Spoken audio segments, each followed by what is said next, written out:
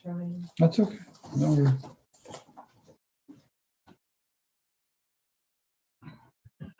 All right, we're good?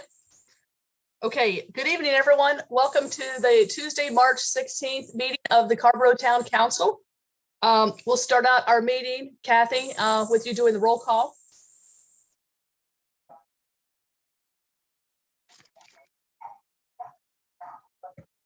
All right, Mayor Lydia Lavelle. Present. Mayor Pro Tem and Councilmember Barbara Foushee. Present. Councilmember Jacqueline Gist. Present. Councilmember Randy Haven O'Donnell. Lydia Lavelle, present. Councilmember Susan Romaine. Present. Councilmember Damon Siles. Present. And Councilmember Sammy Slade. Okay, so Sammy's not with us yet. Randy's out of order there.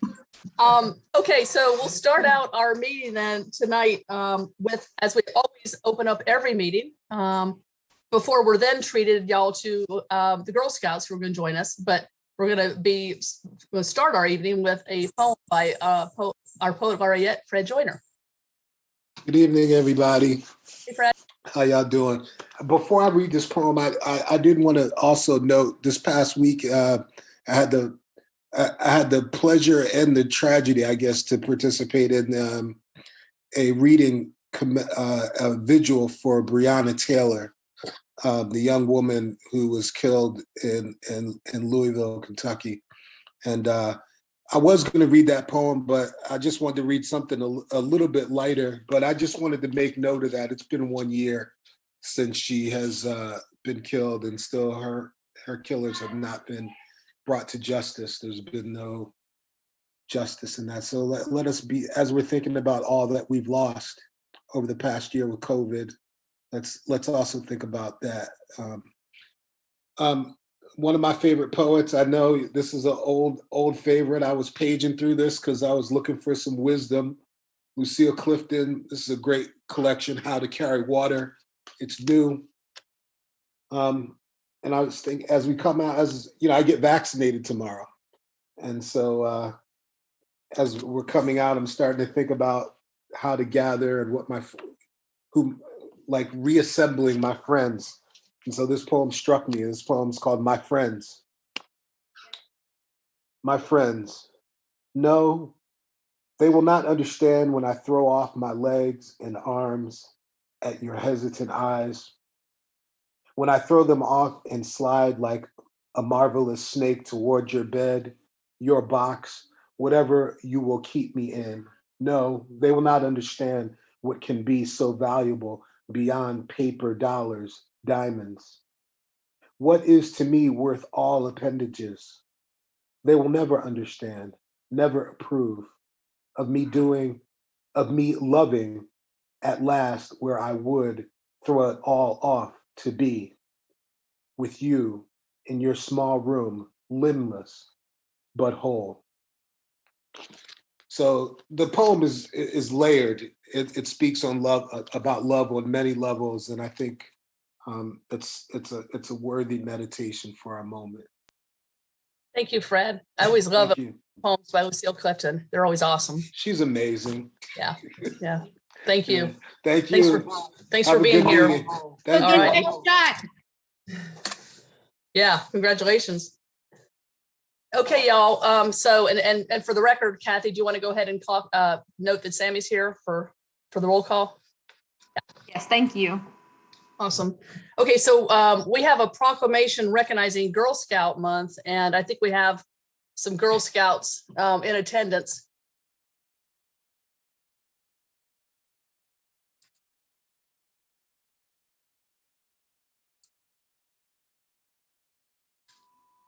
Brought two over. If you are in the attendees mode and here for the Girl Scouts proclamation, please raise your virtual hand and I'll bring you over.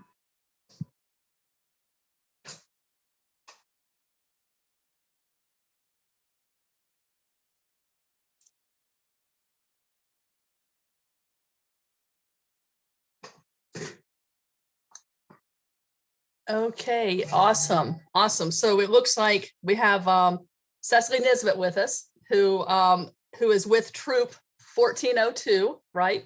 And then we also have from Troop 1402, we have Eleanor and Caroline, right?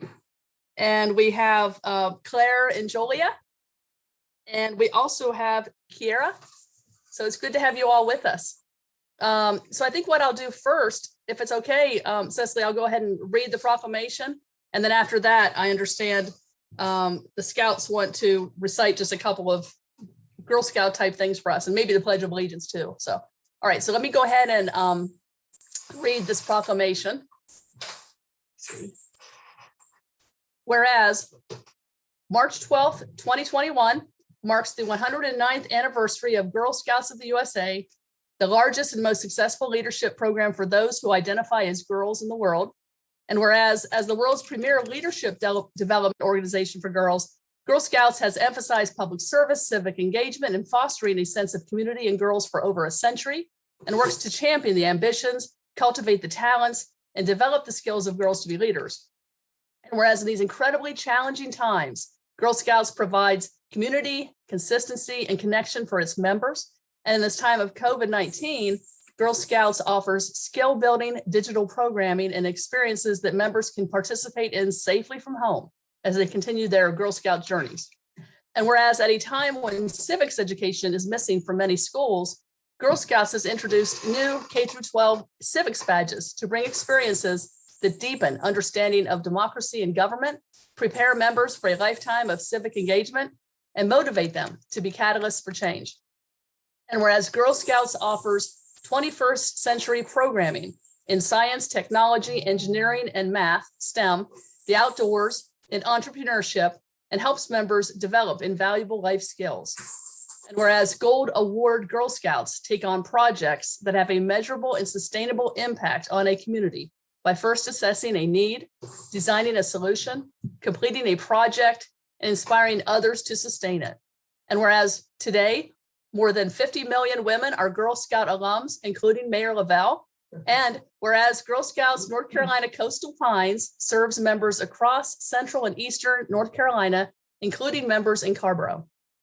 Now therefore be it resolved that I, Lydia Lavelle, Mayor of Carrboro, do hereby declare the week of March 7 through 13 as Girl Scout Week in the town of Carrboro.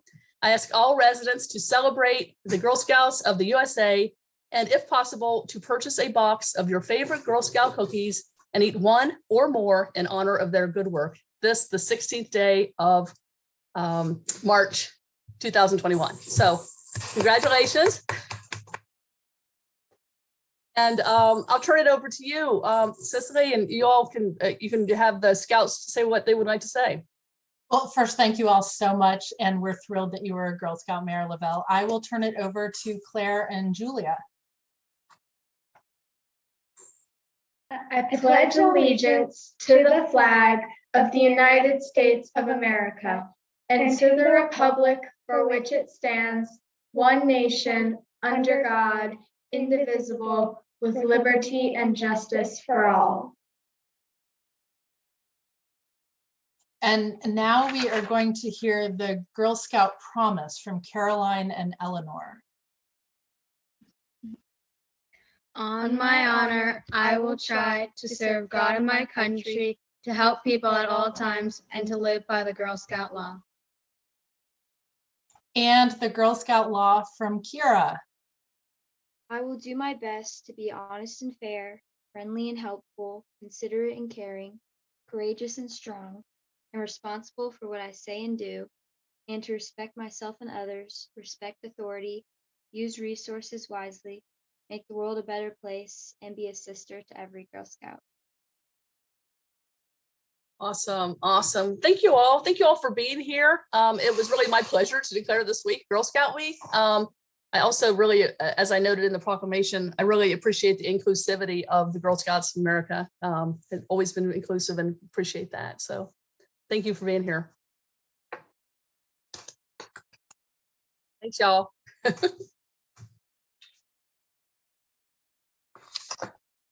Bye. All right. All right. let's see, moving on.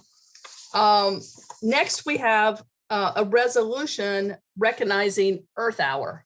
And so Randy, am I going to turn it over to you? Sure. Do you don't want me to read it, do you? Because Maybe just summarize it. Yeah, well, Earth Hour, the town of Carrboro has been engaged with Earth Hour for the last 10 years. And actually, our stormwater specialist, Randy Dodd, brought it to us then.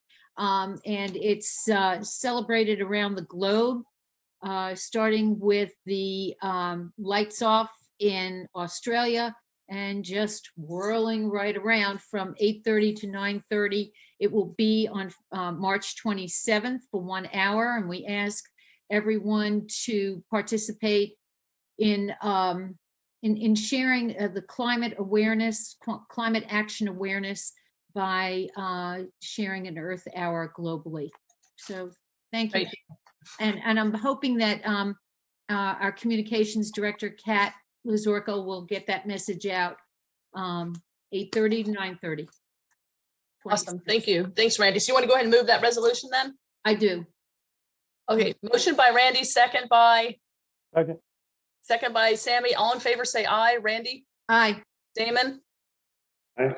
Me? Aye. Sammy? Aye. Barbara? Aye. Susan? Aye. Jackie? Aye. Okay, awesome. All right, so now we're on to announcement of upcoming meetings. Kathy? Yes, and before we get started and before I forget, I'd like for y'all to motion and second to officially cancel the meeting for the 23rd. So you will, okay, and that was Moved by Randy, second by Second. Barbara. All in favor, say aye. Randy? Aye. Damon? Aye. Me? Aye. Sammy? Aye. Barbara? Aye. Susan? Aye. Jackie? Aye. Okay, very good. So that's our meeting for the public. That's our meeting for next Tuesday that's canceled. Because of the, right, Kathy, we're going to continue tonight's meeting to the 31st. So that's right. Damon, did you have a question? Yeah, was it to clarify, when are we meeting that following week on the 30th, or is there we're not meeting on the fourth Tuesday. This third Tuesday meeting, which is the 23rd, is being canceled. And at the end of tonight's meeting, we're going to continue it to Wednesday, March 31st. The 30th didn't work for everyone. So. Gotcha. Thank you. Yeah. Just real quick. I'm getting my second shot on the 30th, and most likely I'll be absolutely fine on the 31st, but I might not be. So I think I've said that, but I think I'll be fine, but I hope I'll be fine. But well, you know, Jackie, thanks for reminding us. And then the other thing I meant to say is, I told some of you this, but I'll be getting my second shot also on the 31st. So I'll be right there with you. So we might have some of us be a little dopey during the meeting. yeah. I mean, it'll be worth it. If I'm sick for a week, it'll be worth it. It will be, for sure. Awesome. Thank you. All right. Sorry, Okay. is it at 6 or 6:30 on the 31st? Kathy, have we got a time set for sure on the 31st? We do not. That's what I was going to ask you all to, if you want to think about it and talk about it now, or just think about the time. And when you continue the meeting tonight, you can decide then. Well, you know, I won't be here at the end of the night, but Okay. on the 31st, yeah, I could do either time. So let's just raise our hands if you could do 6 or 6:30. The idea is it won't be a long meeting. So the idea is maybe kind of get it over with early in the evening, but who could do 6? Raise your hand. Right, who would rather do 6:30, or who can do 6:30? Okay. Oh, Sammy. Yeah, so let's just do Actually, 6:30. I take that back. That day I can. So yeah, 6 is fine. Okay, all right, great. So we'll go with 6 that night. So, all right, thanks, Sammy. All right, so Kathy, we're back to you then with announcement of upcoming meetings. Okay, thank y'all for doing that. It's so much easier when we're all here talking instead of via email. Okay. So the Affordable Housing Advisory Commission will meet tomorrow, March 17th at 7 p.m. The Board of Adjustment will meet March 17th at 7 p.m. The Carrboro Connects Comprehensive Plan Community Workshop number 2 will be March 18th at 7 p.m. The Transportation Advisory Board will meet March 18th at 7:30 p.m. The Human Services Commission meeting will be held March 22nd at 6:30 p.m. And then you all will meet again on March 31st. This meeting will be continued to 6 o'clock. And that's all I have. All right, thank you. And I have a Visitors Bureau Board of Directors meeting in the morning, and then Thursday morning I have a Chamber Board of Directors meeting. Damon. Next Tuesday, the 23rd at 11 is the Chapel Hill Transit Partners meeting. Great, thank you. Randy. Yeah, Sammy and I have the Orange County Climate Council tomorrow at 3. Okay. Thursday, sorry. Thursday at 3. Okay, great. Yeah, Barbara. Does anybody else have any announcements for meetings? Lydia, did you mention the comprehensive plan community workshop? Yeah. Okay. I think, Kathy, didn't you mention that at the beginning? I think Kathy mentioned it, but yeah, that's for the entire community. It's the big one, another big one. It's tomorrow night Thursday night from 7 to 9, I think, right? Yeah. Okay. All right. Very good. Let's see, Barbara. Okay. Thank you, Mayor LaVelle. So I do have an announcement. Birthday alert! Birthday alert! Whoop, whoop. Mayor LaVelle loves Alicia. Mayor LaVelle loves her family. Mayor LaVelle loves her kitty. Mayor LaVelle loves baseball. Mayor LaVelle loves her Carrboro community. Mayor LaVelle loves life and lives it to the fullest. Happy birthday to you and wishing you many more. Thank you for your solid and unwavering leadership and your caring and thoughtful ways. Continue to enjoy another year around the sun. Happy birthday. Oh, thank you. How sweet. Oh, Happy how birthday. awesome. Thank you. Thank you. Yeah, I thought it was kind of cool people had on ball caps, but I was like, well, awesome. Thanks, y'all. So Jackie, I think other council members might want to say something if you don't mind. Sorry. all right, yeah. Let's go to Jackie first. I saw her hand up first. Welcome to the 60s. It's the best decade ever. Thank you, Jackie. Hope you enjoy it. I don't have a ball cap or I would have worn it. Let's see, Randy, Damon, Susan. Okay. All right. Okay, so this is a Lydia ditty. Level-headed lid. What? I said, oh my God. I'm just like, Yeah. Level-headed lid, leading us and lit, celebrating community-wide, engaging us all with pride. oh, I like it, especially the pride. That was sweet. Thank you, Randy. Let's see, Damon, Susan, how much more does this have to go on? I'll be brief. I just wanted to say that, I know you don't always like this kind of attention on yourself, but as I was saying to some other council members a couple of days ago, that you're always so kind about finding opportunities to lift up other people in the community and on the council. And just, it's important for us to mark this occasion for you. So happy birthday. Oh, thank you. Thanks, Damon. That's really sweet. Susan. Okay, I won't be quite as brief, but I'll still, as Damon, but I'll still be sort of brief. I must say, when I saw the report from Chief Schmidt today showing 0 new cases of COVID, I immediately thought of you, Lydia. And I thought, what a perfect birthday gift. Because just about 1 year ago, that's when you declared a state of emergency here in town of Carrboro. And I think it's the type of emergency that you kind of show your true colors. And yours were shown pretty much every day. They were on display and just calm and steady. You were always thoughtful and prepared. You really respected the process and always a team player. And I really believe, I think all of us on town council would agree that Carrboro couldn't have been in better hands as you shepherded us through this crisis over the last year. So cheers to turning the corner on COVID, and cheers to you on your birthday, and cheers to opening day in a few more days. Thank you, Susan. That's really awesome. Very sweet. Thanks, y'all. I really appreciate it. Sammy? Lydia, I won't belabor it, especially since maybe a gift would be to not focus so much attention on you tonight. But yeah, I'd just like to second all of my colleagues' good words about your leadership, and we're very grateful. Happy birthday. No, y'all are awesome. I really appreciate it. It's really nice surprise. So yeah, that's really good. Well, it'll be a good surprise to kind of get through our first item here, and then I'll hop off also. So Oh, really? That's what we're doing tonight? Okay. Happy birthday. yeah. You're so bad. Hey, I'm with you. It's all right. Thanks, y'all. That was really thoughtful. So, Kathy, I don't think, other than maybe the folks associated with our items for tonight, do we have any other requests? Oh, do we have any other speakers, visitors from the floor? I did not see anyone.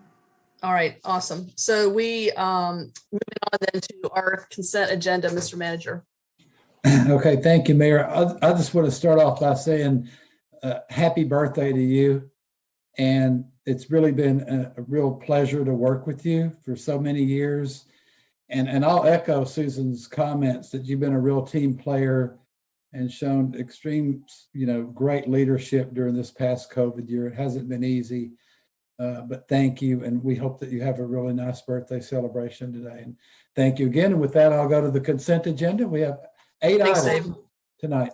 The first item is approval of the meeting minutes from February the 23rd with amendments as offered by council members Romaine and Siles. The second item would extend the conditional use permit for the 300 East Main project to April 9th, 2023. Items, let's see, Mr. Page. Okay, so items 3 through 7 are staff reports for the stormwater utility, economic development, the fire department, and the police department. And then item 8 is a request to issue a street closing permit for the Slade Sign Fashion Show that would be held on Friday, April the 9th, from 6:00 p.m. to 9:00 p.m. Mayor. Okay, great. Thank you. Damon? I think pull number 2, please.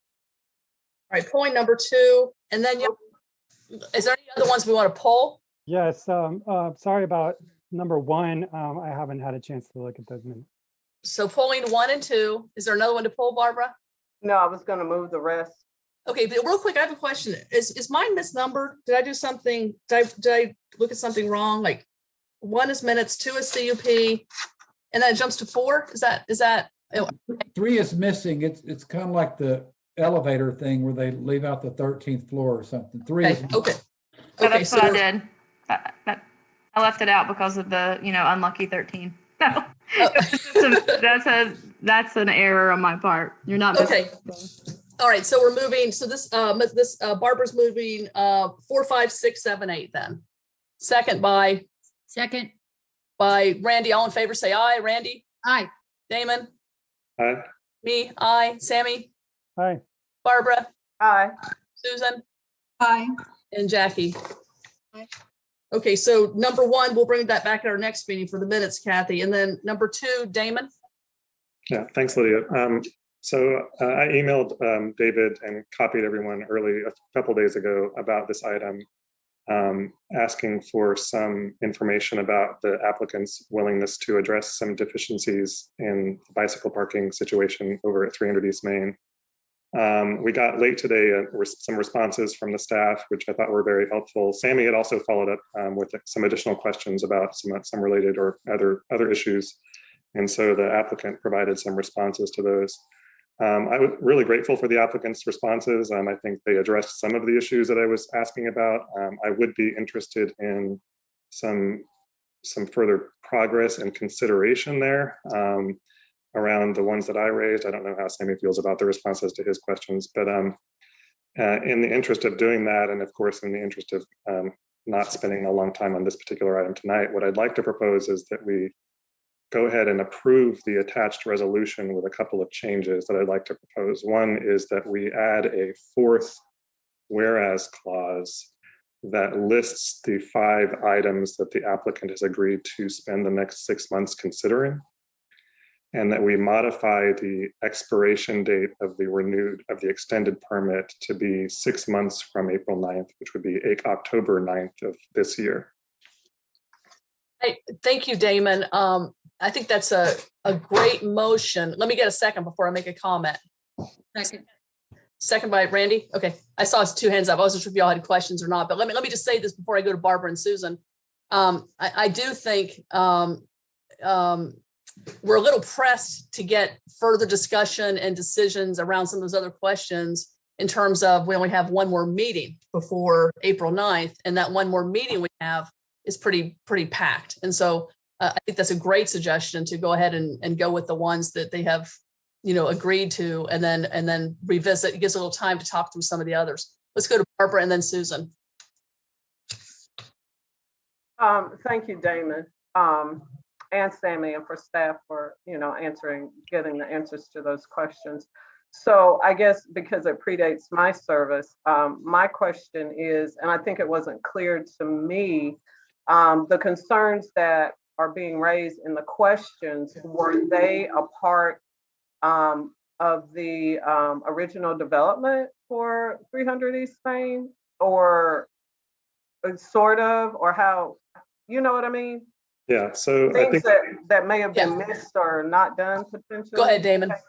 Right. Yeah. So that's a great question, Barbara. Thank you.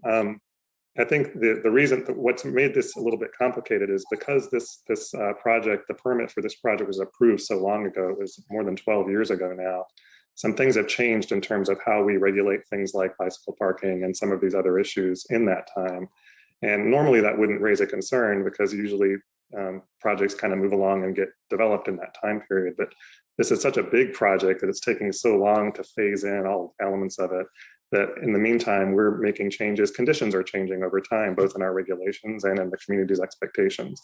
So that's why I raised those particular issues. I think that's probably why Sammy raised some of the questions he raised, is that it feels like the conditions are changing around us while this development takes the time to get phased in.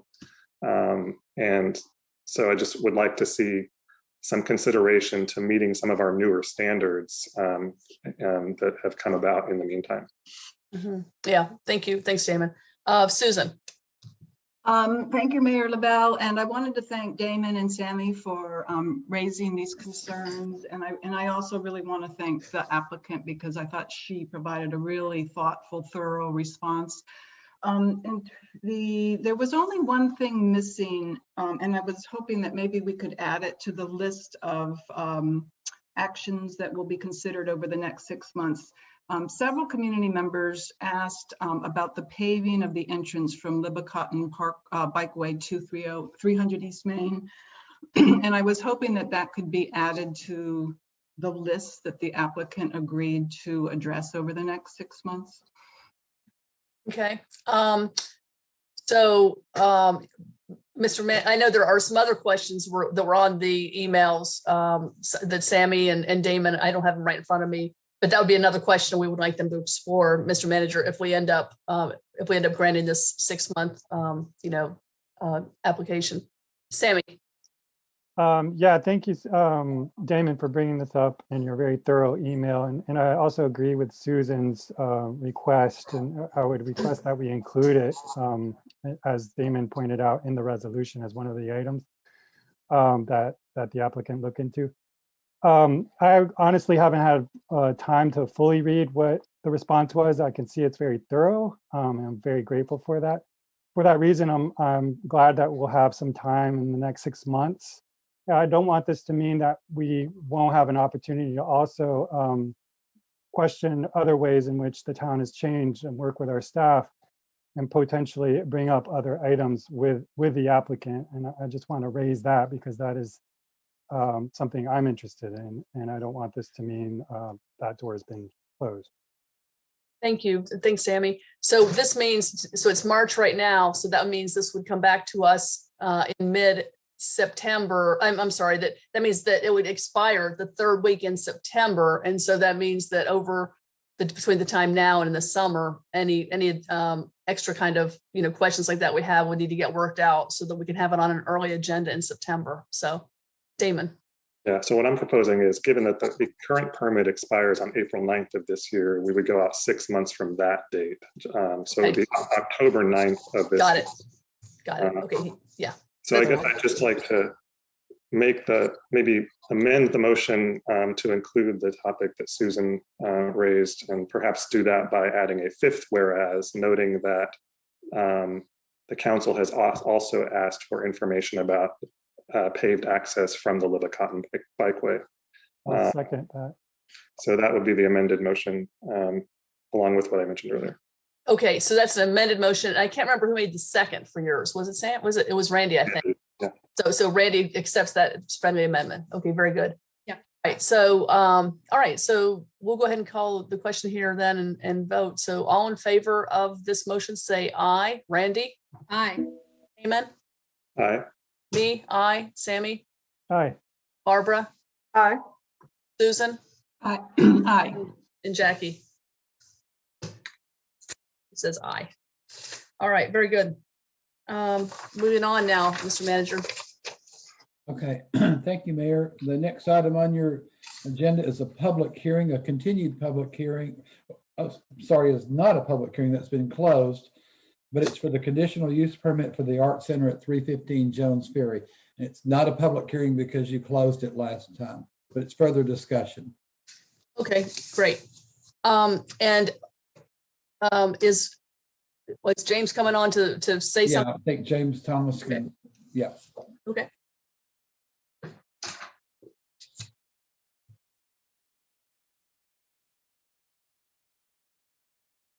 Good evening. So we're here just to continue the consideration for the Art Center. One of the things I did do, and I'm going to defer to Marty on some of the conditional stuff, but I believe Barbara was asking for a map showing where the Art Center is and then the adjacent properties around it. And I'll bring that up so you guys can take a look at that.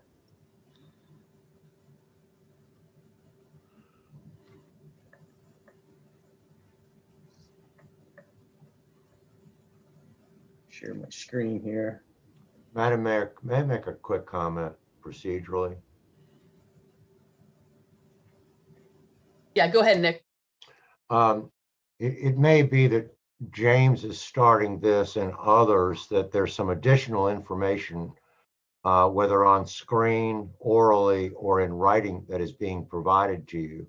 As you know, you've closed the hearing on this matter, but it seems to me that if there's no objection from the applicant or anyone else with regard to these additional materials, and that they may be made part of the record, then I think that you're not going to have a procedural problem. So I recommend that the mayor ask before anyone starts talking about this in terms of further information, whether there is any objection, and if not, then I think you're free and clear to proceed with it. Okay, great. Thanks, Nick. I was going to ask about the previous stuff, so I'm glad you brought that up now. Let's see. So can we ask Dan to come over here? I guess Dan or Ken or whoever the representative is tonight, Kathy.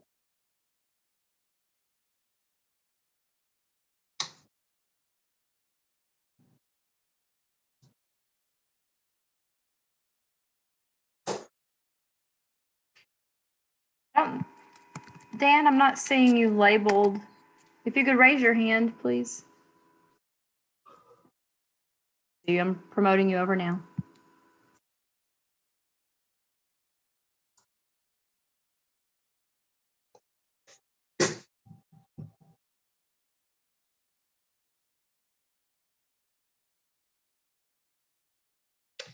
Hey, Dan. Thank you, Clerk.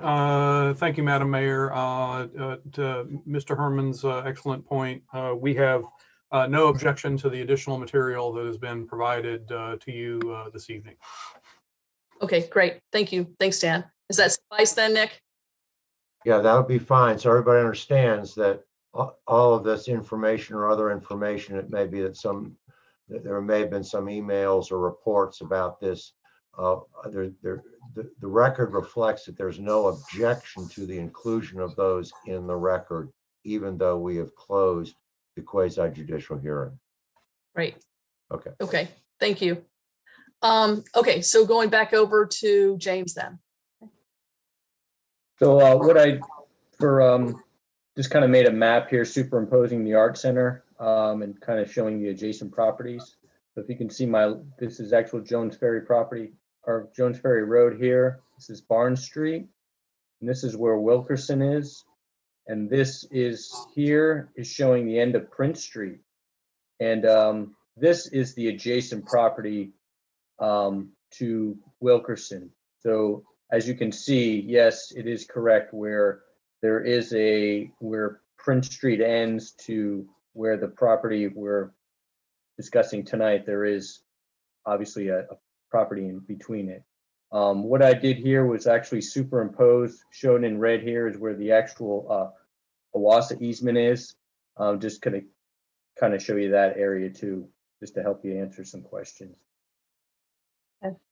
I also Great. did, Marty, if you want to see another map showing, the aerial photo, I do have that if you want to see that. Okay, I think this works for me. Does anyone else want to see the aerial photo with the showing I guess the topography or whatever, showing the trees and things? I think this was. Pardon me. No, I was saying this is fine. This was what I was looking for. Thanks. Great. Okay. Thanks, James. Okay. All right. So is there anything else from staff before I kind of start discussion? This is Marty. Good evening. I'll just briefly say that I do have available for screen share if needed both the list that went out in your agenda packet last Friday, as well as the edits that were provided to you by email this morning. I have those available for screen share. And I have a version in Word that I can live edit as the discussion moves forward if needed as well. Okay, great. Thanks, Marty. So, council members, this is where I think we are, and then I'll be happy to hear from folks. So, we know that there are conditions 1 through 46, right? 1 through 5, same. We've had previous meetings. We've approved them. Kind of no really talking about it. Actually, number 5, there was a little bit of rewording, wordsmithing that was done today. So we have that one is a little bit different. 6 through 10 are based on discussion we had last meeting. And so I think 5, 7, and 8 are the ones that Marty sent us that have some wordsmithing that Marty and I guess the applicant kind of worked through. The one I think that we're going to be getting to in a little bit, that is the one with the kind of most discussion around it, will be number 5. So what I want to kind of do is kind of look at all the others and kind of make sure there's no other outstanding questions about the other ones, because I think 5 is the one we've had the most conversation around. Sammy, is that I'll get to you in a minute about that. But all right, Lydia, 5 is the staff's recommendation. I'm not sure we're on the same document. I'm not sure which one you're referring to. Yeah, I think you mean number 7. Oh, I'm sorry. Yeah, number 7. Number 7 is the one I mean. Yeah. It's let me look at it right over here. Yeah, it's number 7. And let me look at something here really quick.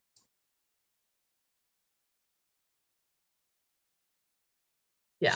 All right. So 5, 7, and 8 are the ones that are still being worked out. We're still being worked out, and we have some edits in. So 7 is the one I think that might have some more discussion.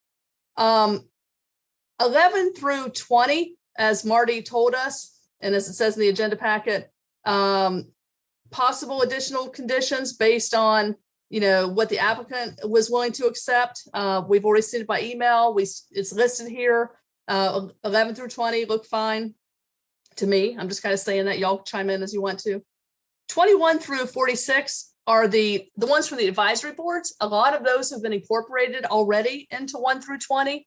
The only one I saw, 21, had a little more detail about working with the neighbors. So I don't know if that was one that maybe we might want to work on, but that's the way I kind of view the conditions, unless anyone else has comments to say before we get to our discussion around, condition 7. So let's go to Jackie. Oh wait, Marty first, and then Jackie, in case I misstated something. Well, no, I just wanted to acknowledge, I forgot to mention that there were a couple of emails from Councilmember Slade as well that we provided back to you. So just kind of for the record, I wanted to state that and kind of enter that into the record, and perhaps that'll be discussed as we move forward as well. Thank you. Yeah, that's right. Yeah, thank you for saying that. Yeah, some of the conditions I just talked about, that's right. We just got that this afternoon, were some further questions Sammy had raised about some of those conditions. Okay, very good. Lydia, I had a question about number 44. All right, let me go to Jackie first, and then to you. She was next. I had 2 things that I wanted to add, and so I'm bringing them up now because I'm not quite sure where in the process we would add them. And they both have to do with the neighbors. And the first one would be that, and this would be part of the CUP, that residents be given the option, that we have a discussion, the town has a discussion with the residents to see if they're interested in having resident-only parking on the street. That wouldn't be that hard. People could have things to hang from their rear view mirrors, as well as some to give to friends. Because I know one of the big worries is that when there are events at the Arts Center, people won't be able to park in front of their house or have friends. So I'd like that to be one. And the other condition is that I would like to ask that the Arts Center meet with the neighbors and find a resolution to the issue dealing with foot traffic and a pathway, and that resolution be found before the construction the construction permit is issued. Okay, thanks, Jackie. With regard to both of those, so I think that number 21 is the one that would work off of to, I mean, it kind of says some of what you're saying, and I think actually there might even be another condition that addresses it. Marty can help us with that too. But it doesn't exactly. It doesn't have the before the issuance of the permit. Right. And so let's make sure we address that either in that or in the other one. With regard to your first, it's really not a condition on I know the developer. So when we're all done, let's make that motion to it's on us. Yes. Yeah. Okay. All right. So let's keep that in the parking lot for after this item, so we can ask staff to look into that. And meanwhile, maybe Marty, you could be thinking about where we could insert kind of what Jackie's additional concerns are about talking with the neighbors. So sounds good. Okay, Randy. Yeah, condition number 44 as recommended by the Stormwater Advisory Committee. I just want to be sure, and Marty, I don't know where, I want to be sure this was in there, and how did this fit into what Sammy was recommending. So I just want to hold that out and be sure that this is somehow responded to, addressed when we talk about what Sammy recommended.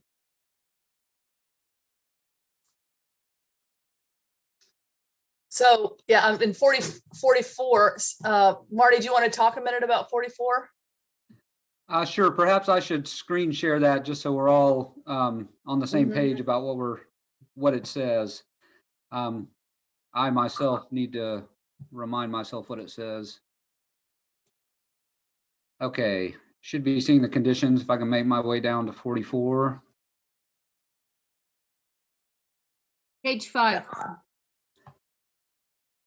Okay, from Stormwater Advisory Commission. See, I want, well, because it says 44A, staff approval of compliance with all LUO provisions, including, yada, yada. And I'm not, But we accepted the LUO as it is. In the text amendment, we did not change. That's why I'm asking the question. Right. So as I read, if I may jump in, as I read number 44, it's a suggestion from Stormwater Advisory Commission that they essentially, that there be no text amendment, and that is where we are. But that they fully, I guess I might be putting the word fully comply in there, but essentially that they comply with the ordinance as it exists. As the discussion moves forward tonight, not to get ahead of ourselves, but I think there will be discussion about the phrase we've come to know here, maximum extent practicable, and 44, compliance with 44 is essentially dependent on council making a finding that they have done so to the maximum extent practicable. Is that helpful? Yeah. It is. But my question is, at what point are we making that determination so to know whether 44 is included or not? Well, excuse me, let me make sure I get the number right. Number 7, the edited version of number 7 is kind of our working draft for discussing this tonight. And so ultimately the precise wording of number 7 is going to be very important, because from this stage, assuming approval, it's going to go to construction plan review just between the staff and the applicant. So both parties, staff and applicant, need to know exactly what measure is being required. And does that make sense? Yeah. So after we get through our discussion on 7, Randy, we'll talk about the applicability or not of 44. And whether it's to the maximum extent practicable. Yes, I read into 44, the prior to final permit review being the construction plan stage in terms of where we are tonight. Okay. Thank you. All right, let's see. Barbara and then Susan. Thank you, Lydia. Mine is short. I am in agreement with what Jackie said, especially as it relates to resolving these connectivity issues with the neighbors prior to issuing the construction permit. And I also wanted to call attention to 41, 42, and 43. They're great comments from the planning board that can be attached to this number 8. They really had some great comments there around that issue. And that's it for me. Mine's short. Thanks. Okay. So yeah, so really 41, 42, and 43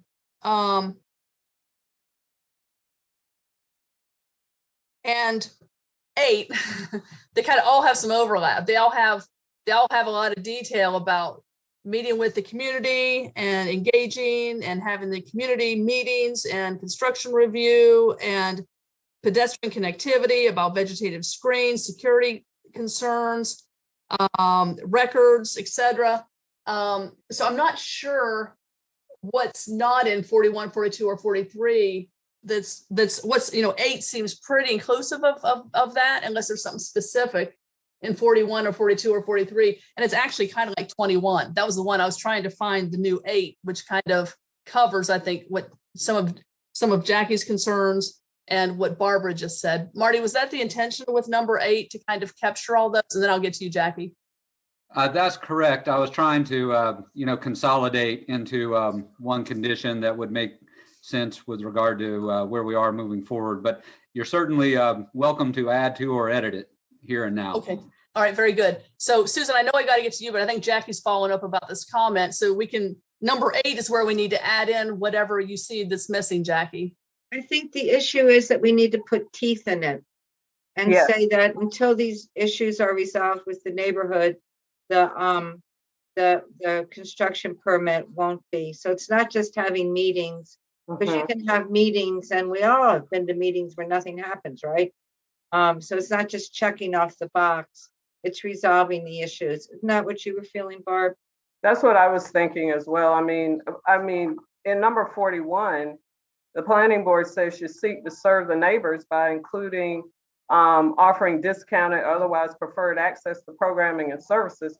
So looking for something more specific and drilling down something concrete that the neighbors can say, hey, specifically you're doing this, specifically you're doing that, because like Jackie said, we can meet all day and nothing, will necessarily come out of it. So just trying to add a little bit more substance and specificity to the neighbors' concerns. Thanks. Okay, all right, good. So adding in some specificity, for example, about the programming, and figuring out a way maybe to have a little bit of teeth in it, Marty. A stop point. Do you want to respond? Yes, I was just going to note that number 19 in the first 20 list is specifically that one was pulled out as a separate matter from just neighborhood engagement about resolving issues about the fence and screening and parking issues like that. Number 19 was intended to cover that one. Got it. I see 19. Yeah, thanks. Yeah, I see too. Thank you. Yeah, gosh, it's a lot of jumping around here. Okay, so then the one thing then to maybe try to add to 8 might be some kind of teeth, as Jackie says. Just specifying that needs to be resolved before the construction plan is approved. Yeah, that's what I've been saying.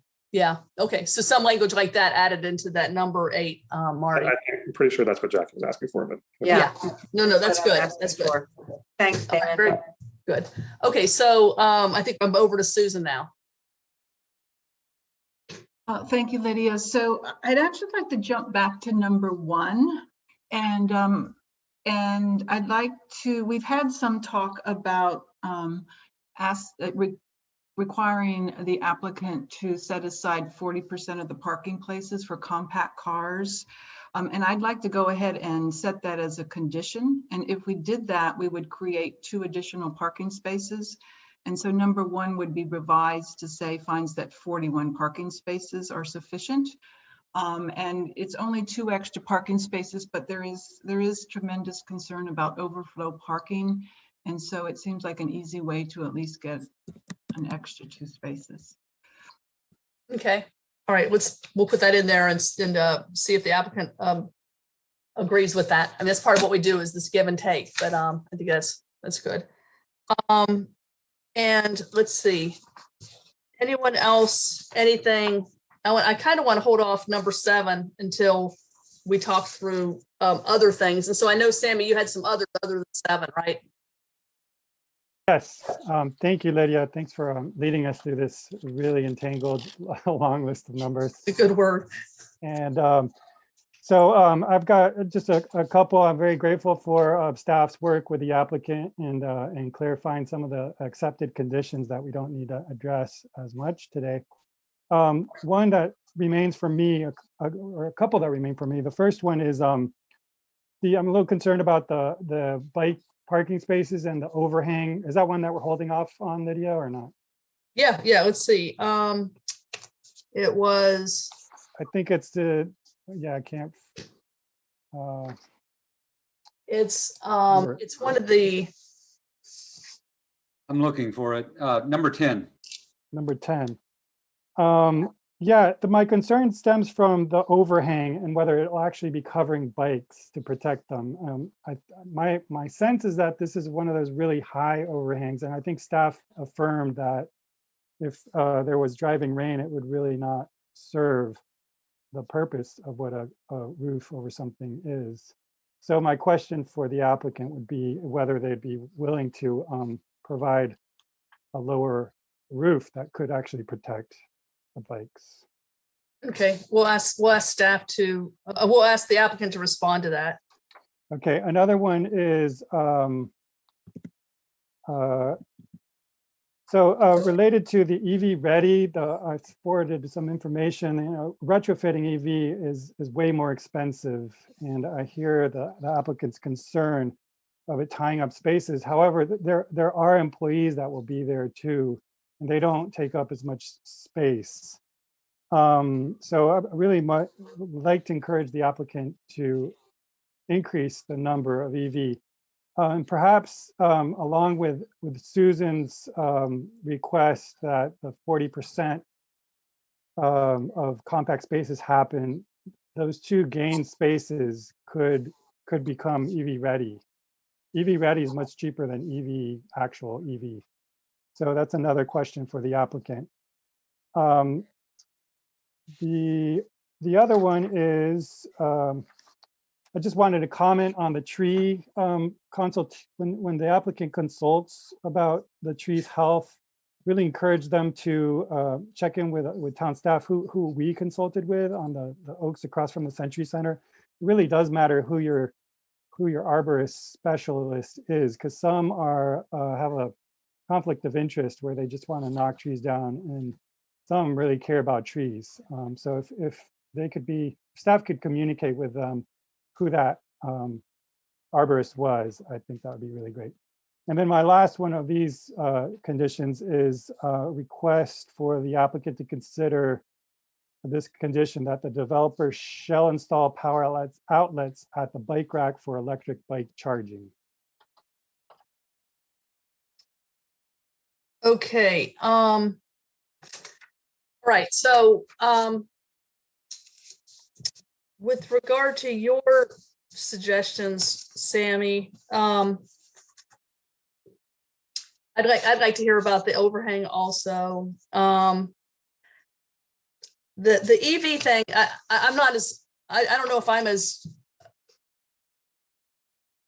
invested in that as you are. I mean, I think they make some good points that people come and go and so forth, but I'd like to hear some response from them about the EV and from council members about the EV charging stations.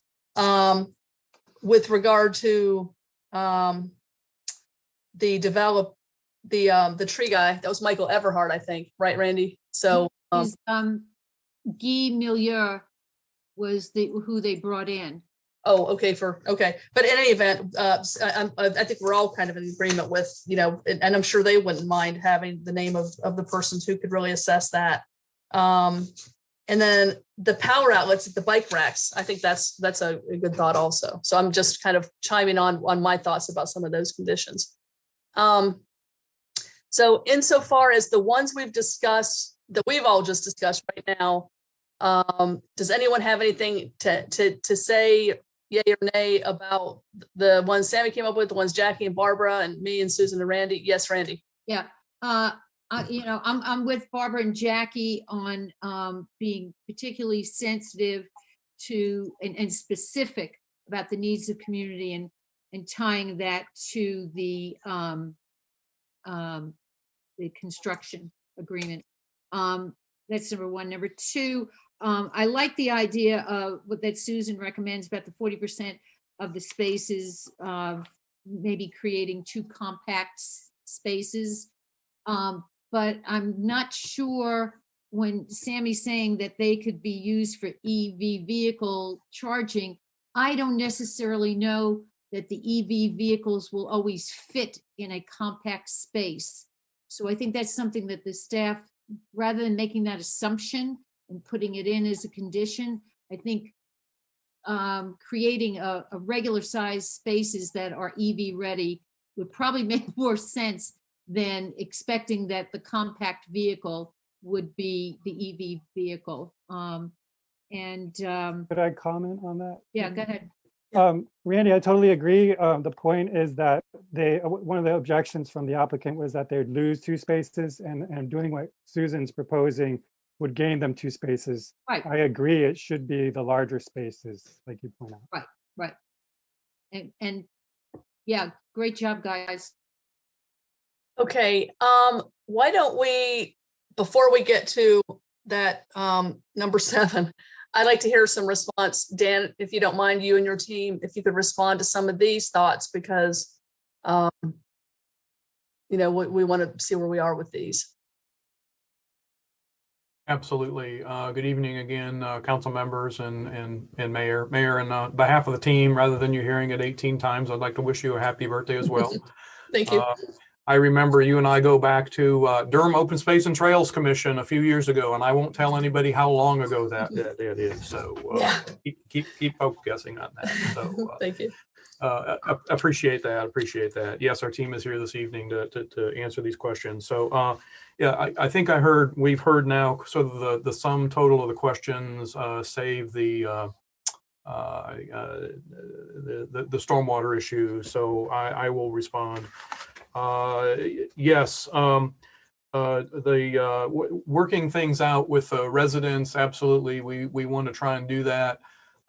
If you want to make that a firm condition with a defined outcome, though, we need a little more guidance on what that outcome would be, because our conversations with the neighbors about the footpath and the fence so far have been, some folks like the path, some folks hate the path. So what would what's a resolution that would allow us to then get our construction plans approved? At a minimum, we would hope somebody with the town staff and maybe even a council member would agree to be a facilitator or a member of that meeting to get us there. But what does consensus look like? What does agreement look like?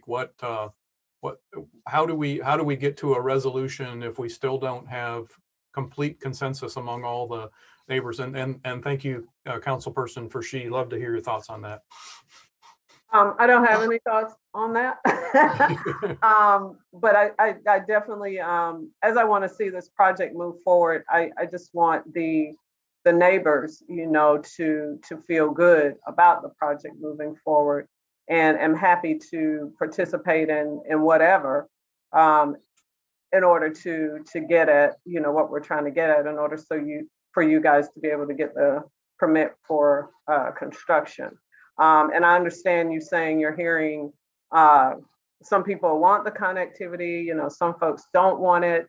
But certainly there are some voices that have been in that community for decades. Certainly all voices are important, but the voices in there from decades are probably the ones that are saying, they may not want the connectivity. They're used to their neighborhood being as it is, quiet and just not a lot of disturbance. And I think that they're really fearful that there'll be more auto traffic and parking on their street, and potentially more foot traffic even. So however we can help with that, I think all of us are willing to do that, but we need to broker that conversation, before moving forth. Right. Okay. All right. Thanks, Barbara. Let's go to Jackie. I'd like to be part of that meeting too. I know it's not an easy resolution, but I think in order for the Art Center to be welcome, it needs to, by resolution, some way for people to feel that they can walk into and out of their neighborhood without getting run over by a car. I think that's the resolution. That can be a path, that can be a sidewalk, but something that the neighborhood feels comfortable with. That's my definition. Would we as a council be okay with some language added to number 8 to include that these meetings should include 2 council members, or a council member, at least one council member?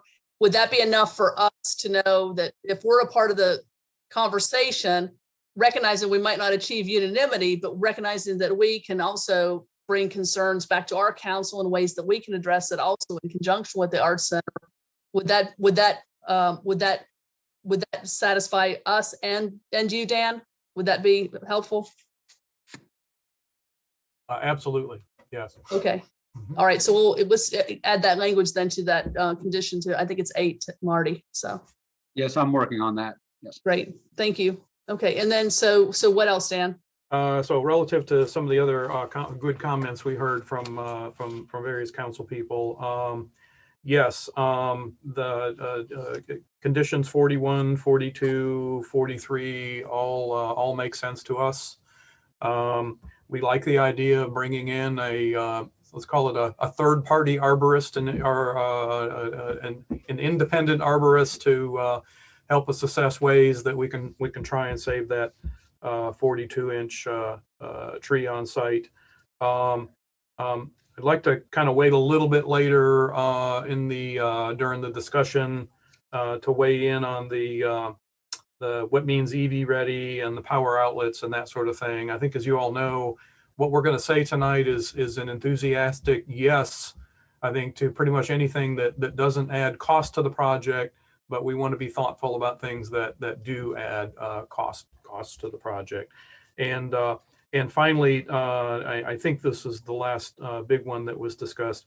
The issue that Councilperson Slade brought up about whether the roof overhang actually does offer some protection to the bikes. I'd like to ask one of our project architects, Billy Askey, if he might chime in and talk about that a little bit. Billy?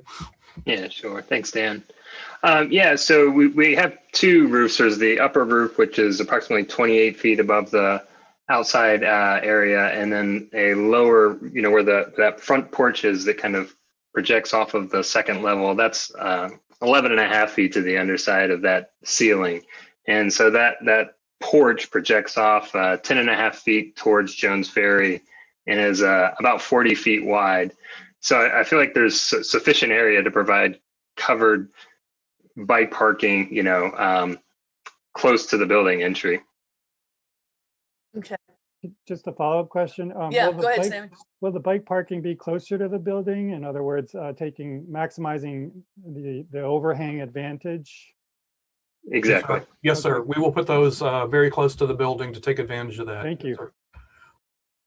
All right. Thank you, Billy. Appreciate that. So Dan, let me ask one quick question, Susan, before I go to you.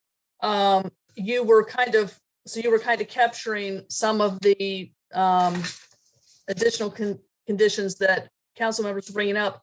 One you didn't address was about power outlets at the bike rack. Would that be acceptable? Again, I want to throw that into the bucket of let's get through all of the if I might ask, with your permission, if we could get through the other issues that may be brought up this evening that would add cost to the project, and then sort of have one discussion about those at the very end. If you can indulge us with that. Okay. That one doesn't seem like too much, but I hear you. So okay.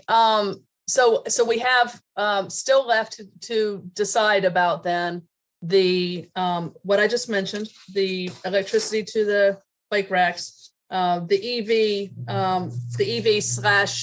/ parking space question, and then now we may as well go ahead and talk. Let's go ahead and get back to number 7. So I guess I know, Sammy. Why don't you just kind of express to the group, kind of summarize where you are, at least with number 7, and then we'll start hearing from other council members. Yes, thanks.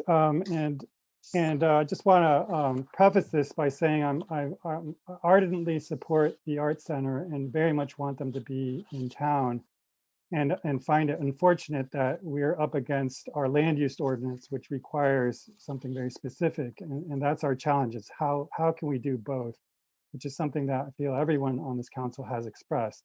So in that spirit, this is what I'm proposing. So essentially, there's a condition that was forwarded by staff today, and I feel it doesn't really reconcile the evidence that we've received from town staff engineer or the applicant themselves. And the applicants claim that meeting the town's annual stormwater runoff standard is not technically feasible or affordable. And the evidence that I'm referring to is the applicant continues to claim a $500,000 or more cost to addressing that land use ordinance provision. Yet their own testimony acknowledges that of the 2,500 square feet that they are proposing and doing, there's a 175% reduction. So looking at that along with the other document that they shared, and if someone has that and could put it up, that would be really great. The document showing how much could be done as permeable pavement shows three times the 2,500 at 7,500. So in essence, we could achieve, if we did all of that, we could achieve well below the 200%. So that would exclude the green or blue roofs, which would drastically cut down on that 500 $500,000 figure that keeps popping up. It could all be done with permeable pavement. So then we get to, what would it cost to actually do the permeable pavement? And there are opportunities that staff has identified. We have not heard those being explored yet. One is that the incorporation of the permeable pavement could reduce the cost represented by the proposed filter detention stormwater feature that you can see at the very bottom of that map. Thank you for whoever put that up. The other aspect is that permeable cost estimate is for the full parking lot. This represents $130,000 only, not $160,000, since $30,000 was an estimate cost shared by Dan Jewell for the 2,500 square foot. So we could subtract 30,000 from 160,000. So it's really 130,000 extra. The 160,000 permeable pavement cost estimate is also in lieu of asphalt parking that is shown in the current plans. Reducing the cost could happen by factoring in the money saved by not doing asphalt parking. So again, $160,000 is inflated. Let's see.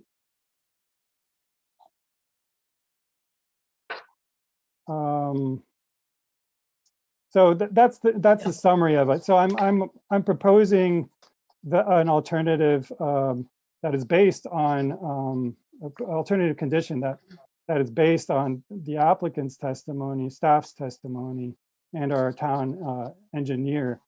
I see two ways forward. One, the expedited way would be to accept this as a condition, because it's the only way I see we could really do the practicable standard that is set. Because as we could see from what I just shared and with reflecting what the evidence has been, the feasibility in a technical way it is possible.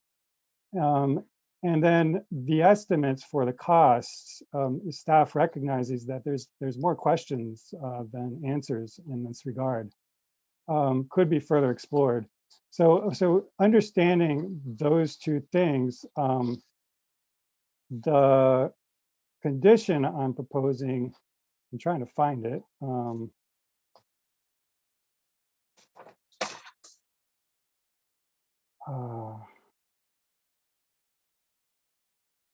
Sorry, I don't know, the copy I had doesn't include it. Here it is.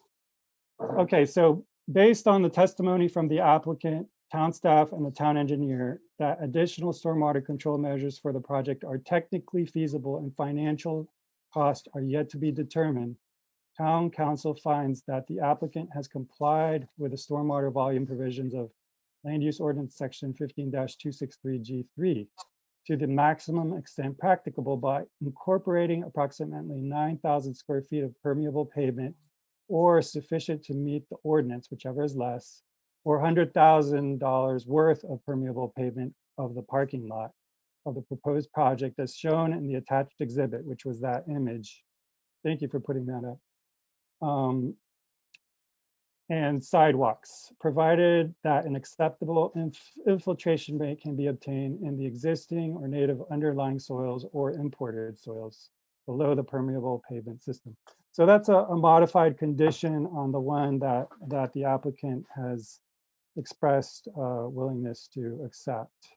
And I feel that this one is more in line with what the land use ordinance says and drastically cuts down on the $500,000 figure that we've been operating on. And I think that is feasible for the reasons I've just shared. Okay, all right. Thanks, Sammy. And I'm not sure, I'm assuming, Dan, that proposed condition, I don't know if it was shared with you or not, but I guess I'd like to hear your reaction to that condition. Sure.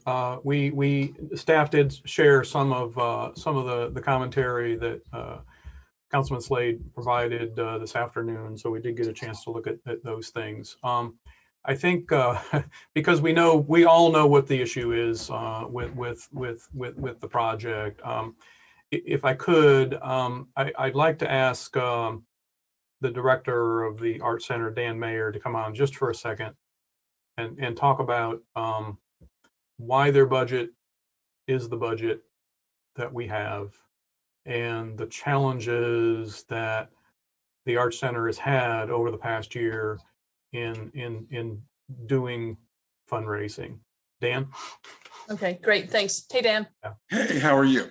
Happy Good, birthday. good. Thank you. It just, I mean, I think I'm not saying anything really that is a surprise to anyone, but fundraising during this past year has been really challenging. Our budget was slashed by about 40% in 2020. And so a lot of our focus turned to our general operating support during a pandemic and less on fundraising for a capital campaign.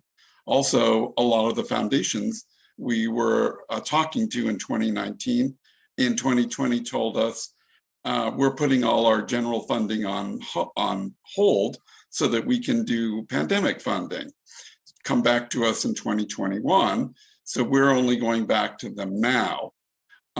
So that combined with increase in the expense, which related to the making the building smaller, is already causing the organization to seek a mortgage for 20% of this property. So in addition to fundraising, we will not have this building free and clear. We will have a mortgage that the organization will be obligated for the next 20 years to pay down.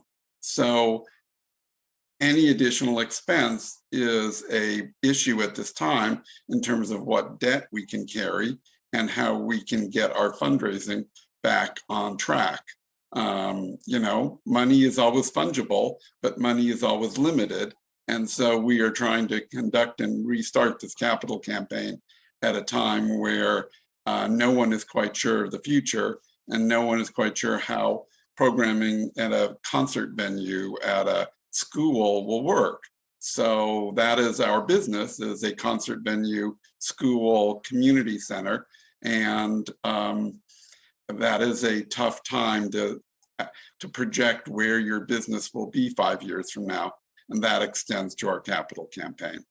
So that would just be some background on the challenge of fundraising and why we are looking very much at exploring the income side, but very, very trying to be as conservative as possible on the expense side. Okay, great. Thank you, Dan, for those comments. Before I hear general reaction from other council members, the condition number 7 that Marty, condition number 7, I guess that y'all talked about yesterday, that was forwarded to us, I believe by email. That is a staff condition that the petitioner has agreed to. Is that right, Dan? The new staff condition. Number 7. Yeah. I have like 5 different documents with conditions open. I understand. Marty, would you mind pulling that up so I know that I'm looking at the proper version rather than guessing? Literally, I have 3 documents up with different numbering and wording. I got you. Yeah. Thank you.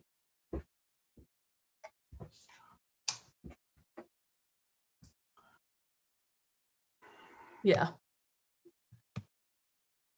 So this is the one that I was referring to. So I think this is the one that perhaps you all had at the 8:45 meeting or whatever, but this was the one that staff worked on, you all talked to them about, and this is the one that in fact then that Sammy rewrote to make a little tighter, a little stronger. But this represents, if we don't go with Sammy's, for example, this represents one that staff wrote up pursuant to our discussion last week. So the question is if this one is agreeable to you. Yeah, yes, it is. We worked with staff to develop this one. So Marty, thanks for bringing that up for that clarity. But yes, we are in agreement with this one. Okay. All right. So council members, I think now I'd like to just hear from folks with regard to this condition number 7, in light of our standard that we have, and in light of, some of the points that Sammy has raised and the points that Dan has raised in terms of our fact finding and our discussion. Who wants to go first? Let's go to Barbara first. Okay. So I had a question. So attachment E, the one that we just saw, that's the same as the email that was on the screen previously? Yeah. Okay, yeah, that's what I wanted to know. But I also do want to go ahead and speak to this. Just realizing all the challenges, associated with getting this project off the ground. Challenges with the property itself and potential stormwater runoff and funding, for the Arts Center, and then being able to have enough money to do everything that needs to be done. And this number 7, I mean, I'm down with it. And I believe that comes as close as it's gonna come to our land use ordinance to the maximum extent practicable. And those are like those 3 magic words. And I think combining all the things that I just talked about, the piece of property, the financing for the Arts Center, and the other challenges around this project, I do believe that they are meeting our land use ordinance to the maximum extent practicable. Okay, thanks, Barbara. Let me hear from other council members, your thoughts on this, Jackie? I agree with Barb. That's my thought. All right. And that's my thought too, just if we're counting numbers here. Randy? Yeah, I agree. And I also think it's consistent with number 44. Okay. I haven't heard Susan or Damon, if you all want to chime in on that. If not, or if so, with regard to this, I don't want to push you or anything. Damon? The heat on here, Lydia. Sorry. Well, first I got a birthday thing to go to. Yeah, I got it. So thank you. I'm glad you could be here with us tonight. I think first just want to be grateful to staff for helping juggle all of this language. And I also, like Dan said, have like 4 different documents with conditions open in front of me here. It's I'm trying to keep up with everyone else. I also want to say how much I appreciate the work that Sammy put into trying to really run these numbers, right? And figure out like how much can happen here. And as Sammy said in his email, like this is ultimately going to come down to what each of us judges to be the maximum extent practicable that is sort of going to work out in this project. And it's not an easy answer. I think what we're hearing from the applicant is that they've essentially told us what's practical from a financial perspective, right? And so we're also then left to juggle what's practical based on the evidence from the technical side. I would like to have seen it come down more in terms of I would like to have seen the number come down more in terms of the percentage they're going over the 200% level on this property, but I also feel like I'm comfortable moving forward given what work has been done. So I would support going forward. Thanks, Damon. Susan? Yeah, in the spirit of moving along to a birthday celebration, I'll just add that I agree with what Damon and others have said. We would, of course, all like to see the runoff be reduced, but I'm looking at this from the perspective of somebody involved with nonprofits, and I really appreciate Dan's comments about the challenges in fundraising right now. I know that they've been doing everything possible, and even in this environment, I think they've been tremendously successful with the money they've raised. So all this is to say, yes, I'm in support of what everybody else has said. I do want to say thank you to Sammy as well in terms of pulling these numbers together and helping us sort of figure out what is the sweet spot in all of this. Yeah, no, thank you. Thanks, Susan. I'm going to go on to the other conditions, Sammy, unless you want to go ahead and close out. Yeah, I just want to, well, express appreciation. I know it's a hard thing. The ordinance is very ambiguous and there's a lot of leeway in how we interpret. And I hear the way we're leaning is accounting for the realities of the art center and what they can do as what is practicable. And that's kind of the crux of this. I would like to point out though that there's an opportunity to fix this ordinance so that it's a little clearer about this aspect, so that we do protect the natural environment, which is what we're balancing tonight, the social versus the environment. Staff did share an augmentation of the condition that the applicant is accepting. That has to do with what they've said is possible through what they have agreed to do for the area that they've agreed to do permeable. And it's kind of sets the standard for what can be achieved and guarantees that. I guess I need clarification from the applicant. Are they committing to that 2,500 square foot area, irrespective of what the percentage reduction is? Absolutely, absolutely. We are committing to that area on that exhibit and that square footage being pervious pavers. Yes, sir. Okay, thank you. Right. Thanks, Dan. Thank you, Sammy. So Dan, the remaining things we need to kind of hear from you about then are your reaction to the reduction of actually the increase of parking spaces by perhaps going to compact size, and then whether you are able to kind of accept the condition about the EV ready spots, and also the question about the power running to the bicycle parking. So right, all good ones. Yes, I'll be on record saying we can agree to maximizing the compact parking spaces as allowed by the ordinance. And I think the other two, I need a little clarification and edification. Maybe the architects can help us, but we're not familiar with electric bicycle charging. Is it as simple as having a 110 outlet on the building that you can plug into? Yes. Okay, we can do that. Yes, since we have bike parking spaces right next to the building, we can certainly put some receptacles there, some grounded receptacles to do that. And if EV ready means that, so we have, as you know from the plan, we have 3 parking spaces on the back side of the building that nose right up to the building. If EV ready means that we have something inside the building where we could easily go in and run power out from a panel to an EV station in the future if the demand is there, then yes, absolutely, we can do that. So Dan, I think the opportunity is to run conduit so you don't have to dig up the asphalt. So it's not a matter of whether you could draw from the building, but actually including that conduit and have your electric power panel be prepared as with the solar potential. Kind of build all that in so you don't have to retrofit. It ends up being a lot more expensive after the fact. Understand that, and yes, normally running the conduit underground is what we've done on other projects, private projects and that sort of thing. The reason I mentioned though, these parking spaces are right up against the back of the building. We could literally bolt the EV charging station to the back side of the building, drill a hole, run the conduit through there and have it ready to go. So we're happy to do that. Yes.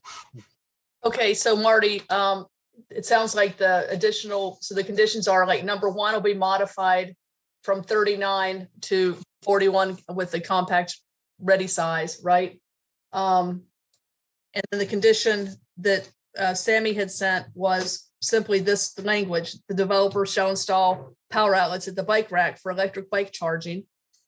And then the last one is a condition that states, because it would be worded a little differently than how Sammy had it, but essentially that they will provide EV, EV ready or EV capable, charging stations at X number of parking spaces in the parking lot. Is that kind of similar to what you're seeing, Marty?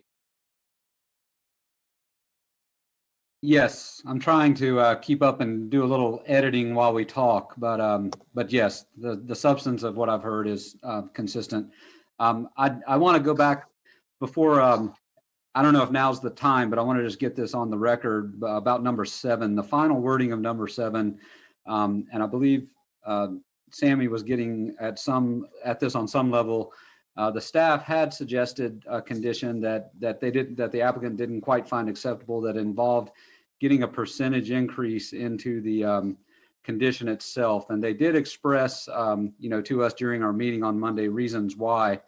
But it is in the record, and I just want to state that the information submitted so far shows that amount of permeable brings it down to 699, just based on what we reviewed so far. And in the discussion, and I don't want to commingle the previous closed text amendment discussion too much, but Dan Jewell can correct me if I'm wrong here, but their indication was that if it went up to 1,200%, they felt comfortable with that. And it's up to council whether you want to enter any of that into the final version of number 7. I just wanted to enter it into the record, if nothing else. Yeah, I don't know that we need to enter it into the condition, but I mean, I think we understand it as part of the record, and we have number 7 in front of us that we see a copy of what it looks like. So, Lydia, would it be possible just to get an explanation from Dan as to what their concern is? Dan? Of course, yes.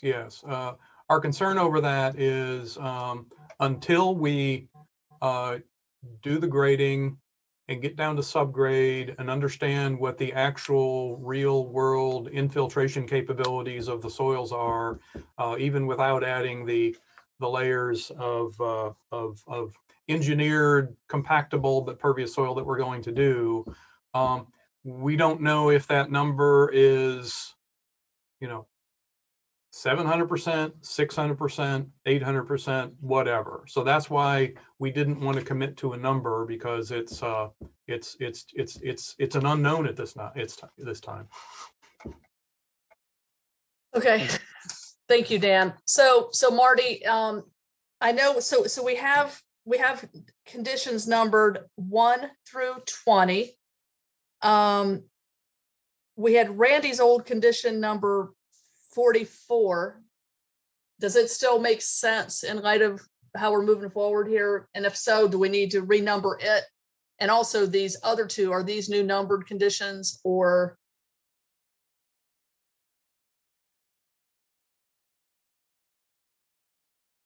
I am trying to work through that on the fly here, and we'll screen share what I have so far in just a moment. I need to get it to a kind of a closing point, or I can edit literally while I'm screen sharing, your preference. Thank you, Okay. Marty. Damon, yes? Yeah, I was going to suggest, if I understood Randy's suggestion about the draft condition 44, it seems like, given where we've gone with condition number 7, that condition number 7 captures what 44 would have done, which was to essentially state that we are, the council is noting that the applicant, has got the maximum extent practicable. Essentially, it's meeting that ordinance requirement. No, 44 has to do with DEQ, with the NCDEQ. What about them reviewing it? Oh, gotcha. Okay. I was thinking of a different one. Okay, gotcha.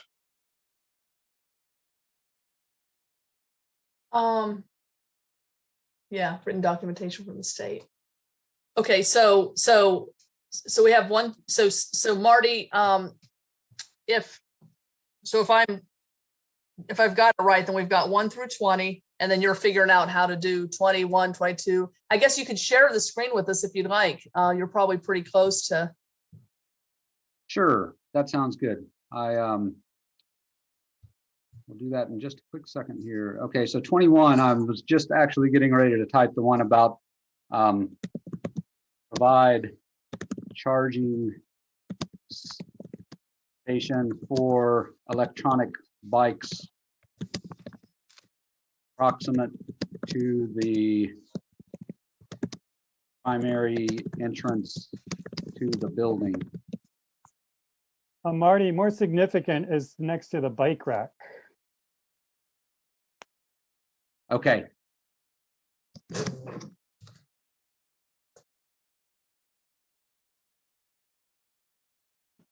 Perfect. Okay, and if I can look back at my notes over here, the EV charging station, I believe, is 22. Is that correct? It would be, yeah, it'd be an additional one, right?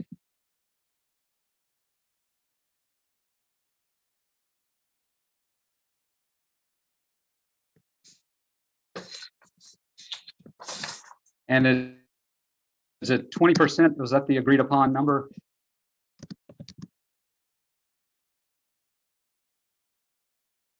That was the EAB's proposal. Dan, how many was it in the back that you said? We have 3 parking spaces on the back side of the building. All of them would be proximate to a charging station mounted on the wall. Yeah, it was 3 spaces that they said. Okay, 3. Okay. Also, as long as I'm on the bike, it was not bike chargers, it was receptacles at the bike racks.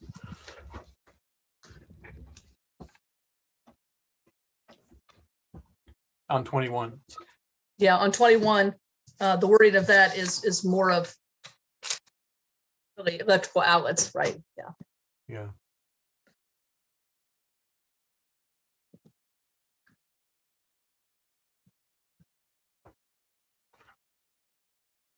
Does that work? I believe so. It's a little light. The font color you have is a little bit light. I can change it back to black. I was just trying to distinguish. Right, or make it red or something. It's just hard to see it with that. So, Red. Yeah.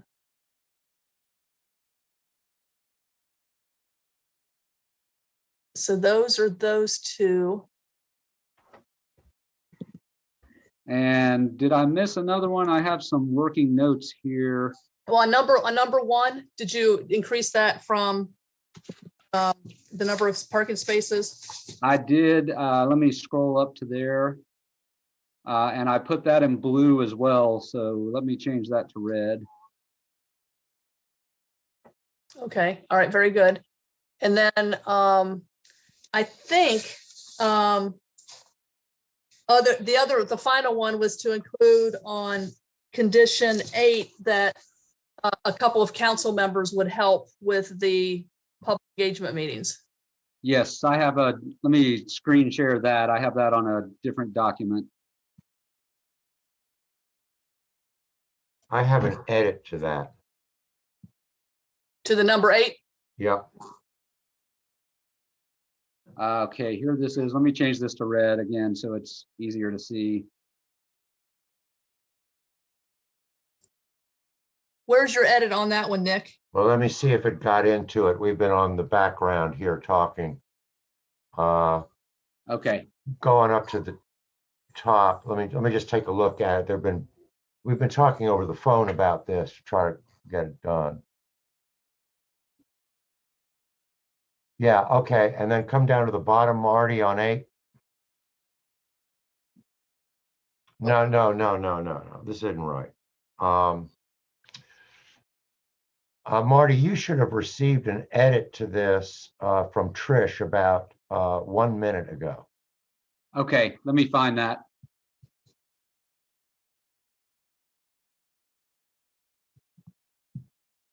While he's doing that, Mayor, if I can Yes. explain to the council what's going on.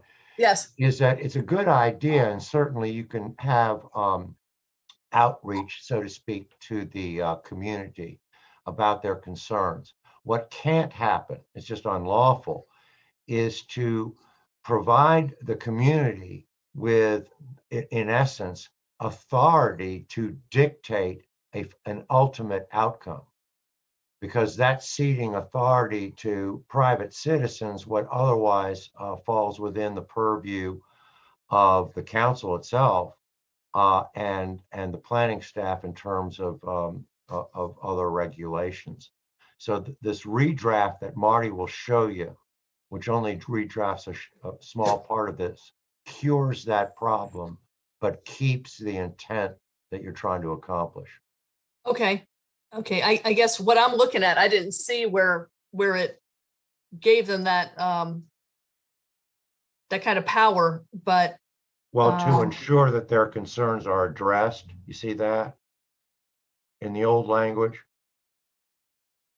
In the first sentence. Oh, gotcha. Oh, I And then got if you. you Okay, go- yeah. It's more of, yeah, I got it. Okay, And that's then if good. you go to the last part of it, it has to be resolved. Right. And the resolved, we've changed that with the, with the members. Okay, with the council members. Okay, well, Marty has the new draft, so I'll let him take over and Okay. show you the language. Great. Okay, Marty. Okay, one moment. I've finally found it here. I just need to insert it. Let me screen share and make sure I get this right. So that communication, if I have this right, says that we should have been fully discussed. I believe that nuance change to the wording is what Nick and Trish were after there, and they can, well, Trish is not a panelist at the moment, but Nick, can you speak to whether that, was it just that? Yeah, that Trish and I drafted that language about 4 minutes ago. And then you need to go to the top of 8. Let us see it.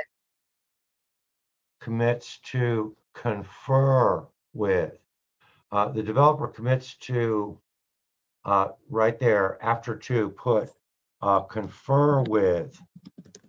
Okay, then go to nearby residential neighbors. Okay.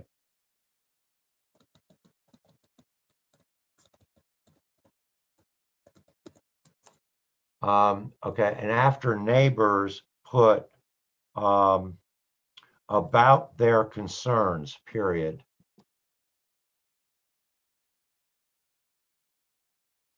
Okay, and then strike the rest of that sentence and keep the rest. All right. Thanks, Nick. So we have the change at the beginning of this, and do we have the change at the end of this? I think we saw we did, right? Yes. Okay. All right. So those are the edits to the various conditions that we discussed. I think, Marty, we've got them all on there now. Anyone else? There's nothing else we missed in that little, I think we got all 4 of those. Damon?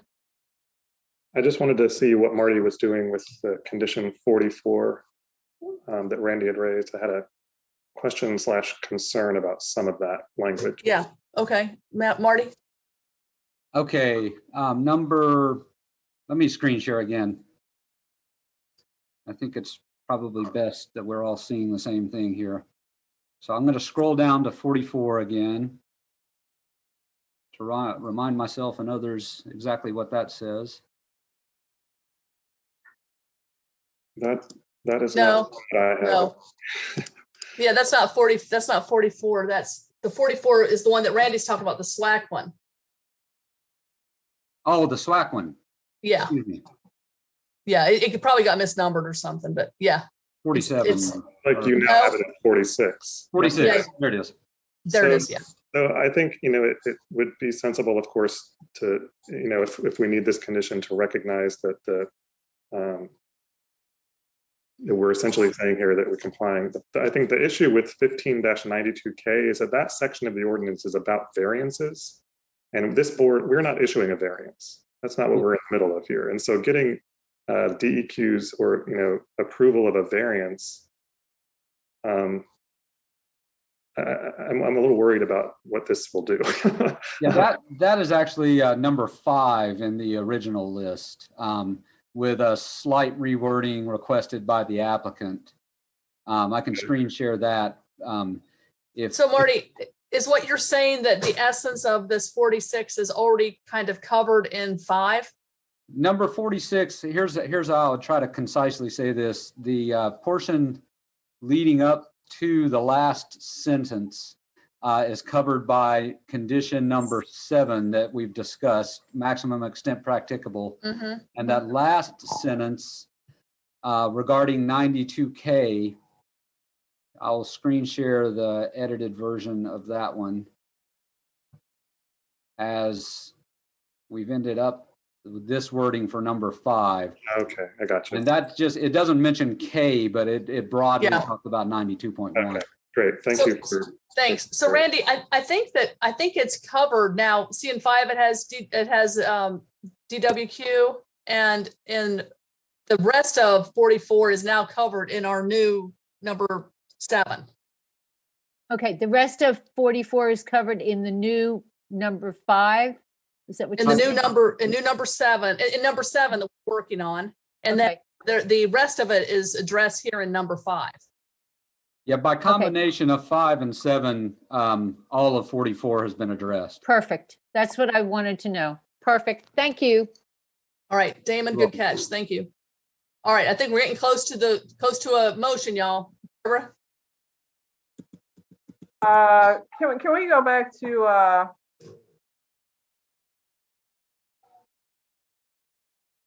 the one we were just on with the neighbors, where we I think Nick was I forget what number, is it number 8? There's number 8, yeah. Or, yeah, number 8. Yeah, I'll screen share that again.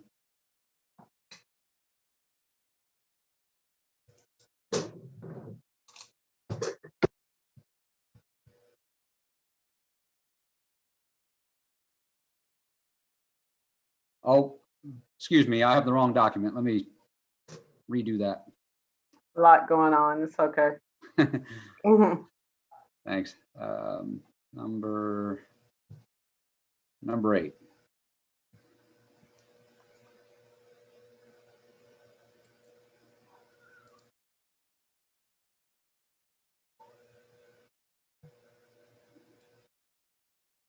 And go to the last part, because I think the middle is not really what changed. It's at the beginning and the end, right? That's correct.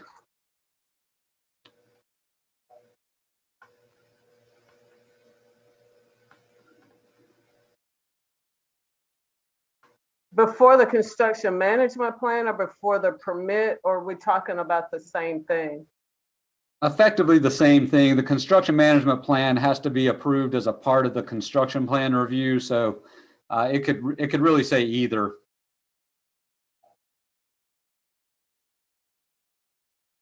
I said I chose the management plan because presumably the details of what's decided and agreed upon would be placed in and contained within the management plan itself. Okay, and scroll back up to the top again. Thank you. Let's see. And the reason for the language change is what again? Nick may want to jump in and speak to this. I think if I might concisely summarize what I heard from Nick, we the town can't really place a neighbor who's not a direct party to the application in a position where they can literally stop the project. Okay. Nick, is that a fair way to summarize it? Yeah, Barbara, you see where that trap is, that neighbors can't end up deciding the future of the project. Only you can, you know what I mean? But that doesn't mean that you can't require the applicant to have all of these issues discussed with the neighbors and hear all of their concerns. You know, that's about the most that you can accomplish here. But you can't give them authority. They're not the council. You can't give them authority to, in essence, veto the project. So this, okay, so this is just Can we I'm sorry. Yeah, but Barbara, are you done? You want Jackie to speak? yeah, up? she can go ahead because she's probably talking about the same thing. Yeah, go ahead, I was Jackie. wondering- I was wondering if we could tighten that up a little bit and have some language in there about, and resolution shall be brought to the council for further consideration. No? I don't think, I don't. Okay. Because I don't want just kind of perfunctory meetings that leave people frustrated. Well, I think that's why we added in having at least one council member, even 2, to be at these community meetings, because presumably if there's some additional work we can do, you can bring it to us and we can on that. So, okay. Yeah. Okay. Okay, thanks. Thank you, Barbara. All right, so I think we're good with our conditions now. So if someone would like to, we can go ahead and go to the sheet. Mayor, could I ask one more question? Again, Of course, and Dan, it's of in the course. spirit of having 3 different ones open in front of me. Marty, Yeah. is there still a condition 45?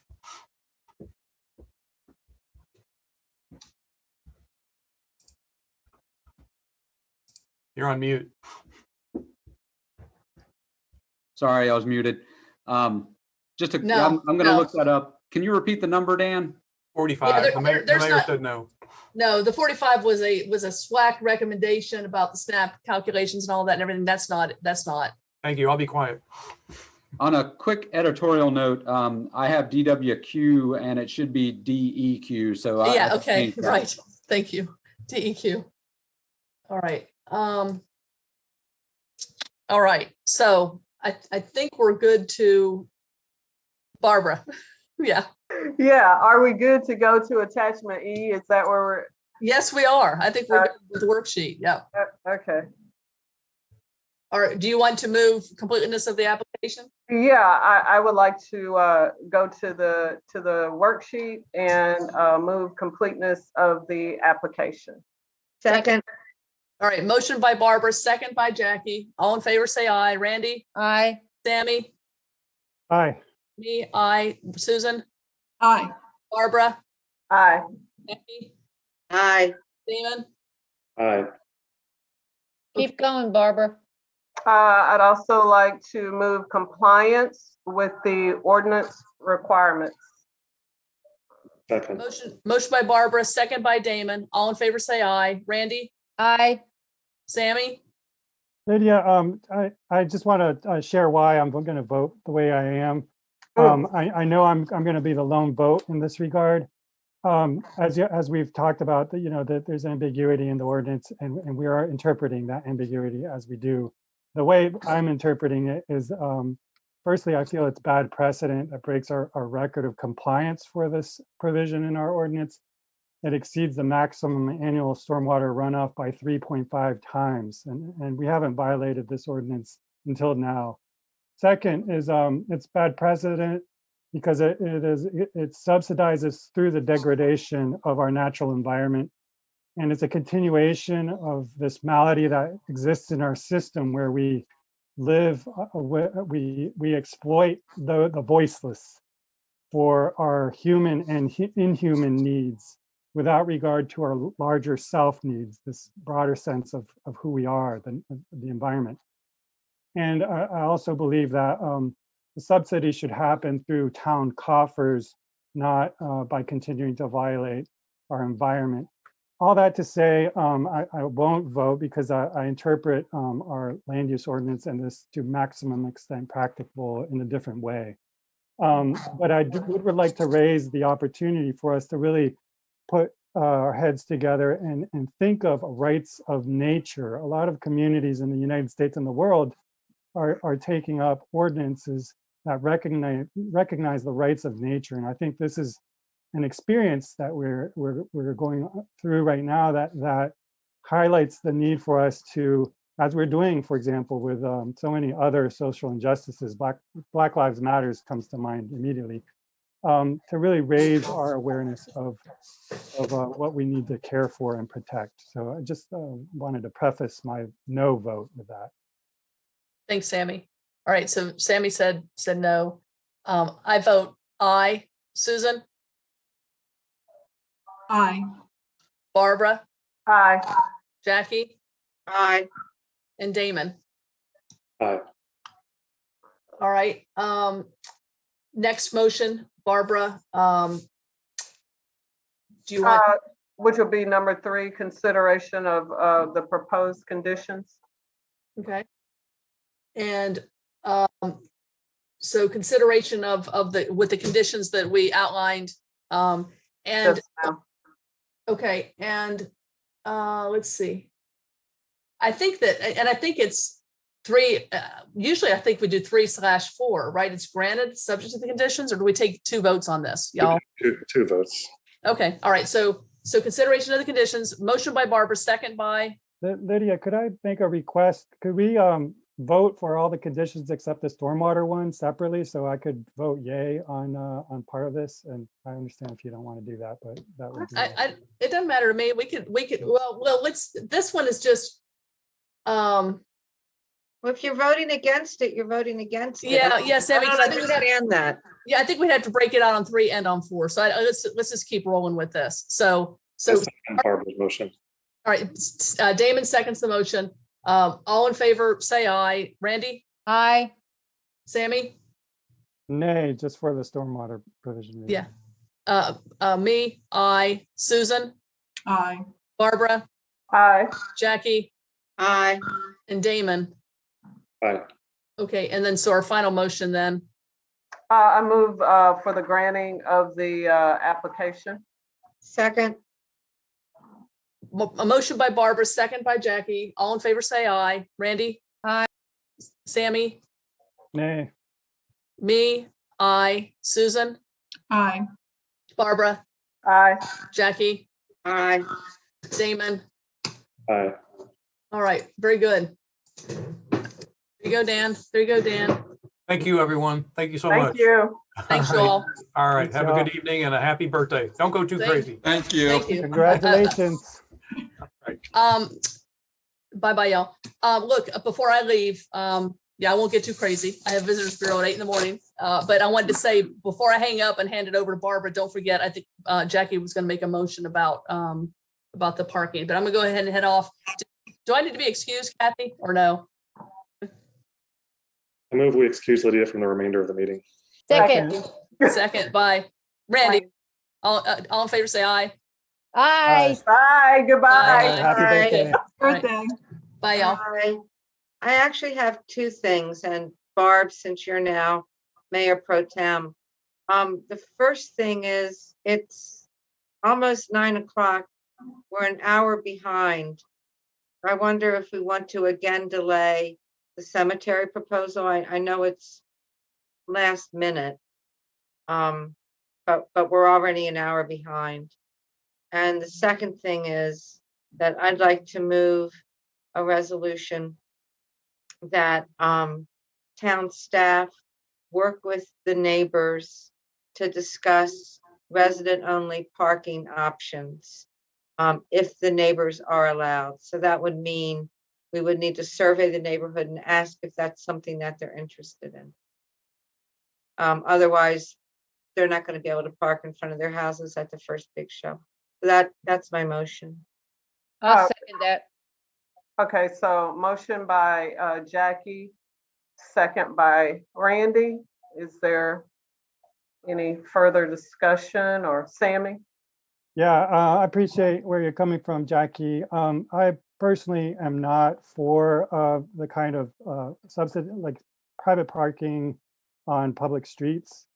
I recognize what you're trying to do. I'd be a lot more comfortable in actually enforcing parking restrictions on the street and experiencing what the actual what will actually happen.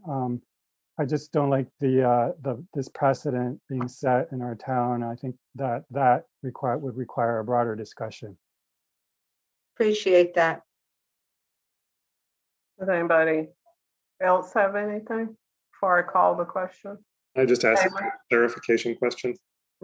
Jackie, it sounds like you're proposing, is the motion, I mean, I just want to make sure I understand the motion, that you're proposing that the town communicate with the neighbors, essentially, as you said, survey the neighbors, poll the neighbors on whether this is something they would be interested in. Is that right? Yeah, and then if they are, move towards it, because I could just see that big shows at the Arts Center and people won't be able to park in front of their houses. You know, and not everybody has a driveway big enough for both their cars. So If it they have sounds like, 2 cars. I'm sorry, it sounds like it's a two-part question. You want to survey the neighbors and then see what the survey says, and then it would come back, I guess, for some type of discussion by us.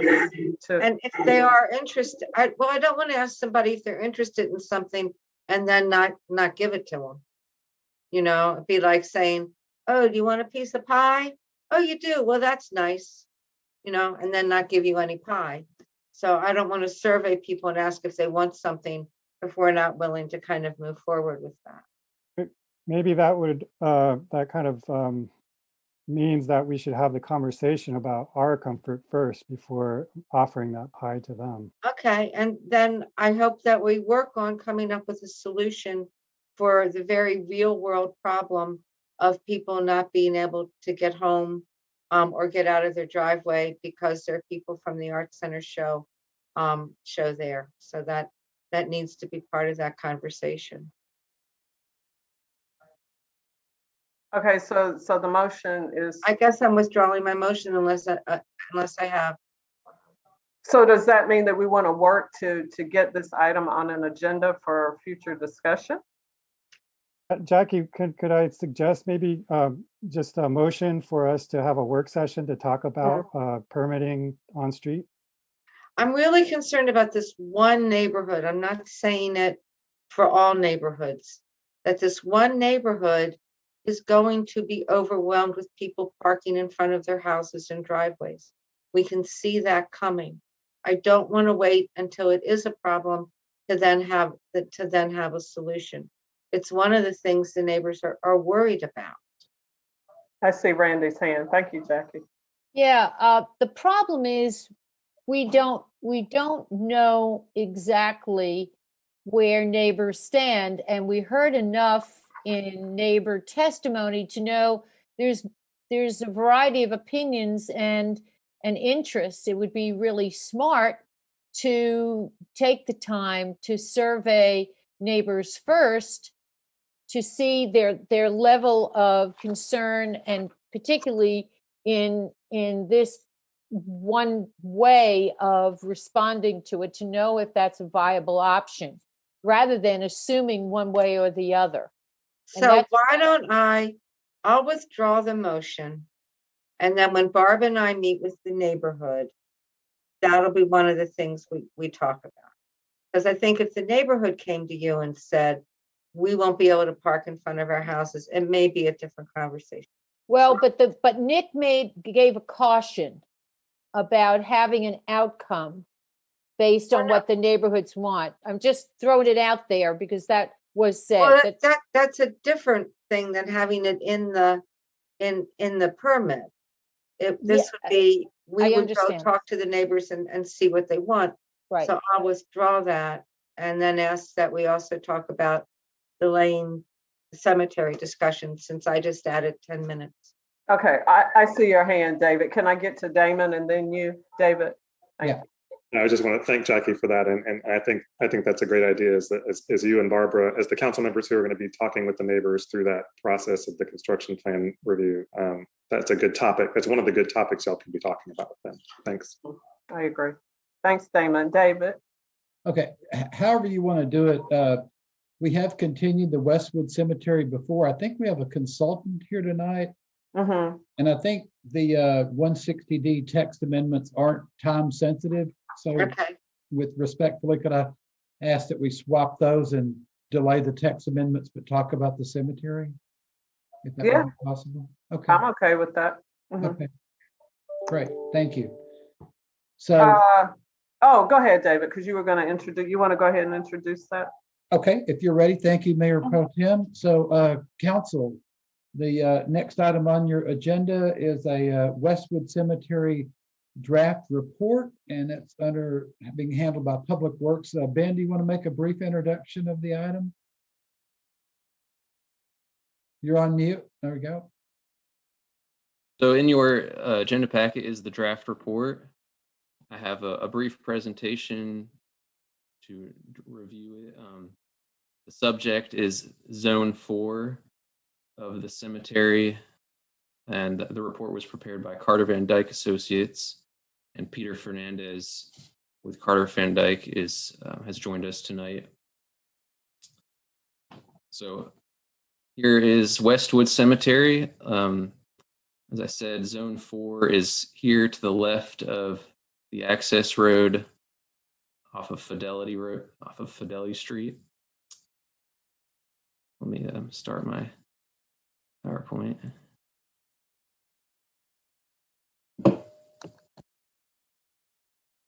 again, here's zone 4. An update on plot availability. Essentially, zones 1 and 2 are at capacity. Zone 3 is about 58% full, and that's about 200 plots remaining. Plot sales have increased in recent years, I think primarily due to Chapel Hill Cemetery filling up. And so zone 4 here has not been staked out yet for plots. And so CVDA has really did a good job exploring opportunities for zone 4, including walking paths, reflection garden, benches, columbarium walls, 4 cremains, designated natural burial areas, designated memorial space with flags, looking at green space and opportunities for revenue. So this is a columbarium wall. It's a vertical granite structure with niches where cremains can be interred, and this one has bronze plaques. This is another example.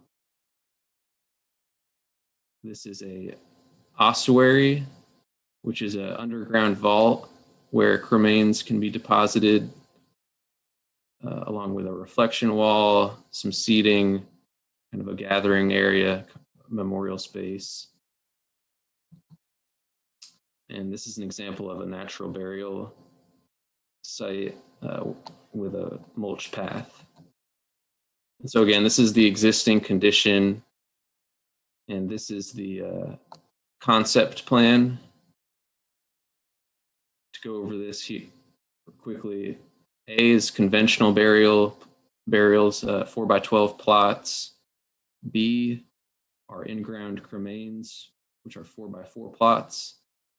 C, here in orange, are the columbarium walls. There are 6 here. D is the reflection area with the ossuary, seating, and flags. E is a spreading garden. F, here and here, are the natural burial areas in the woods. The dashed lines are walking paths.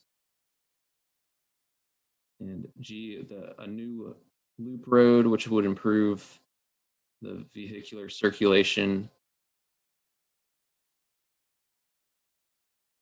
And so here it is again with grids.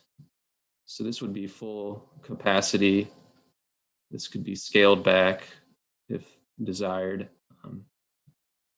And as you can see down here, it has, with all of the conventional grades and options for cremains, that's 5,200 is the number of interments, and it really is increased by the column or the options for cremains, the columbaria wall, the ossuary, and the in-ground cremains.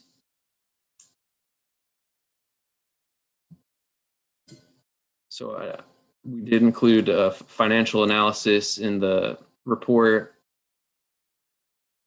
Potential for $7.7 million in revenue with estimated construction costs of $1.7 million. And those numbers are based on these figures. And currently we're charging $750 for Carrboro residents and $1,500 for non-residents for a traditional grave. And these would all be newer options. And so the next steps, we'd like to kind of get your feedback on the direction the project has taken, so we could kind of develop a final report and a master plan, which would help us with capital project planning. And given that we're running out of capacity, just planning for the future of Westwood Cemetery. So I'll go back to the main plan here and open it up for questions. Okay. So thank you, Ben, for the presentation. I do want to start it out. So we're talking about 5 acres. Is that what I heard? Yes, Right. ma'am. Yep. So when I look at it, it looks really busy. So like this is just a concept plan. So we could kind of, I guess, mix and match, I guess, or pick how we wanted it laid out, and not necessarily use all the options. Am I correct? Right. This just kind of shows all of the options and one version of how it could look. This is the first version. And so with the what is it? Columbariums and the ossuary, both are for storing cremains, right? Right. And so are they priced the same? Are the prices the same? I feel like maybe the ossuary may be. So the columbarium is a designated niche in the wall, whereas the ossuary you're depositing into a common vault. So that's kind of the difference in. I see. I can see it. Okay. Thanks. Those are my initial questions. Does anybody else have any questions for? I can only see a few. Can you stop screen sharing, Dan, so I can see everybody? Thanks. Oh, I see Susan's hand, then I see Damon. Thank you, Barbara, and thank you for your presentation, Ben. I agree with Barbara. When I see everything there, the whole master plan, it feels a little overwhelming for me. But what feels a little better to me is looking at just phase 1. And my question is, and that seems like that would provide enough burial plots for many years to come, even just phase 1. So my question is, let's say we took phase 1 and we decided to just add a couple of things to it. One thing that I would love to see added to it in phase 1 is landscaping.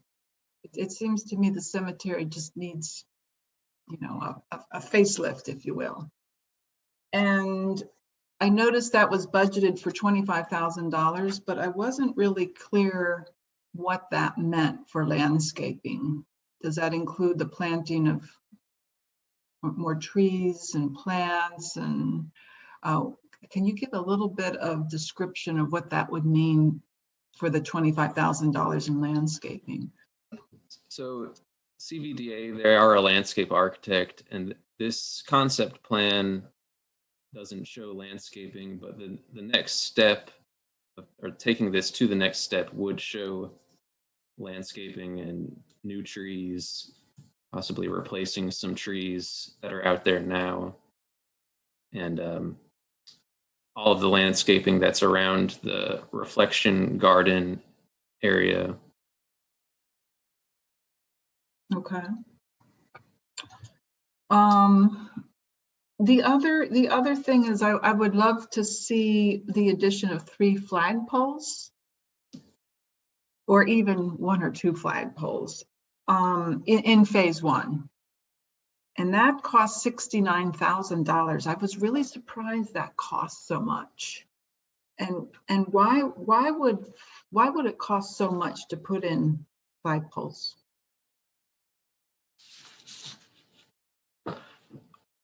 I will see if Peter wants to chime in. Sure. Well, flagpoles have pretty significant foundations. So it's not just the pole in the ground. I mean, there are some direct burial options of flagpoles that are fiberglass, but that's something, it's, a concept plan, and we can go in and look at other options once we get into design. But I was thinking if you wanted a hidden halyard, and, there's all different other options for flagpoles that increases the cost of them. Mm-hmm. And let's say we got flagpoles. Is it possible to identify among those people who are currently buried in the cemetery, is it possible to identify whether or not they served in the military so that there could be some type of special recognition for them on Veterans Day and Memorial Day? Yeah, that was the whole idea with the ossuary wall. There's the ossuary, but then there's the wall around it, which would have the plaques of the people that are interred in the ossuary, but it would also have memorial areas that you could have plaques that would recognize any of the veterans that are also buried in the cemetery. Mm-hmm. Okay.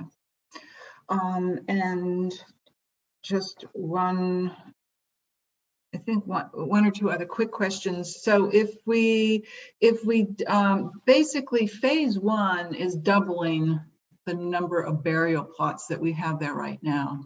Is that correct? We get 300 plus for the cremation urns, and then there's about 300 plots currently available there. And how many years would that provide us for burial plots if we did just phase one? Not exactly sure. Usually we like the phase to be a 10-year phase.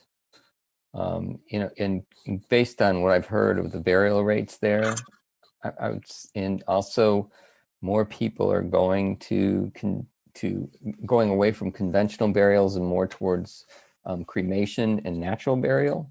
Mm-hmm. So I have a slide on that. I'll pull up. And before I show the other, so this is the trend of plot purchases. It's been significantly higher in recent years, and 2021 is even up here. So we are seeing increased demand. And then this is a chart from the National Funeral Directors Association. And so currently the cremation versus burial is about 50-50, but the projected outlook is that cremations will be the majority of burials in the future. Mm-hmm. Great.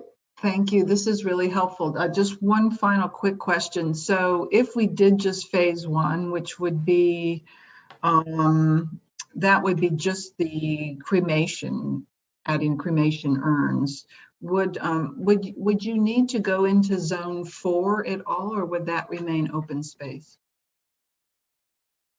I think some of it would remain open space, but one of the ideas with the loop road and getting rid of the cul-de-sac is that when you have a cortege of people coming to a funeral, they can come into the loop and then all leave, come in one way, like off of Fidelity, go in around the loop, go to the funeral, and then leave by Davis Road. So the whole idea is you want like a through circulation so that people aren't parked on the street, Mm-hmm. like during a funeral, keep it, Mm-hmm. Sort of keep the neighborhood open. Mm-hmm. And then, yes, I think the whole part by Fidelity Street, you could, that section could be left open if you really needed to. And then there's also the opportunity for trails through the woods that could be either bark mulch or paved, depending on what you wanted to do. Thank you, Peter. Thank you, Ben. I appreciate your presentation. Thanks. Damon, you're next. Thanks, Ben. Thanks for Peter for being here and staying with us through the previous item. I think my first question really is kind of connected to some of the questions Susan asked, and it's about kind of the phasing of this over the long term. It seems like the way you've laid it out presents an opportunity to not only continue filling up the spaces we've already designated right in the existing zones, but then to begin adding on these newer zones as demand increases or as we run out of supply, right?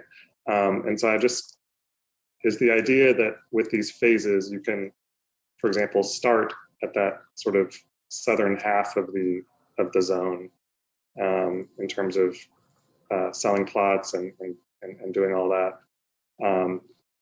And as you mentioned, Peter, this is really a long-term master plan essentially for the entire site. But it doesn't mean that on day one of construction, there's suddenly going to be a full-blown cemetery in Zone 4. It means that over the period of time that it will, that that the community continues to use the cemetery, that you'll begin adding in sites or zones as needed, or sort of sections of that zone as needed. Is that a fair summary of what we're doing here? Yes, exactly. I mean, most of the cemetery, depending on how you lay it out, will be vacant for years and years and years. And so have you and his staff thought through like how that kind of phasing would proceed? In other words, would you kind of start in one area and move toward another area, or is that really something that you're looking for feedback on? Usually you do it in a rectangle or a square area that you would start with, and we'd see how it would go. So I would suggest it would probably be, if Ben, you want to put that up again, it would be just south of the memorial area. There's a Creeman plot. It would be, there's a in-ground Creeman's plot, and then there's the two natural burial areas. So you would do it in there. It would be that lower southern part of the site. Right. Okay, great. That's what I was thinking. That made sense, but it's nice to see that. And then the neighbors are buffered with the woods on the two sides, and then they have the existing cemetery along a Davy. So it really, keeps it sort of contained. Yeah. We That's thought. great. I like the. I like that this site, that this potential master plan kind of retains a lot of the green spaces and opportunities for just reflection and walking paths and so on. I think that's really important, and also the fact that we're really talking here about a sort of long-term use of the site and sort of growing into it over a long period of time. I think that's the other thing is we tried to locate the parts of the cemetery that have foundations where the bedrock is the closest to the surface. So, I mean, we sort of tried to lay it out so that, based on the soils and the boring logs that we had. Right. Okay, great.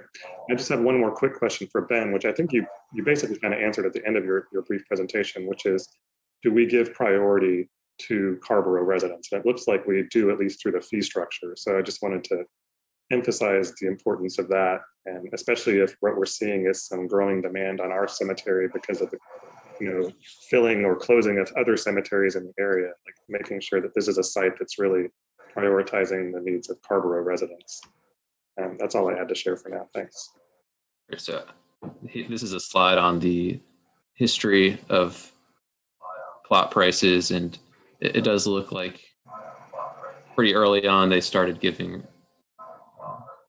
residents a break. So.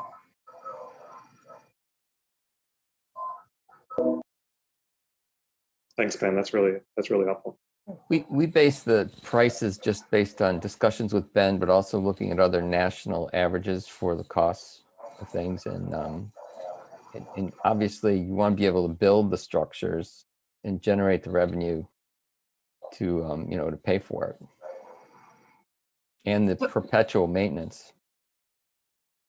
So does that suggesting the prices haven't been increased since 2006? That's correct.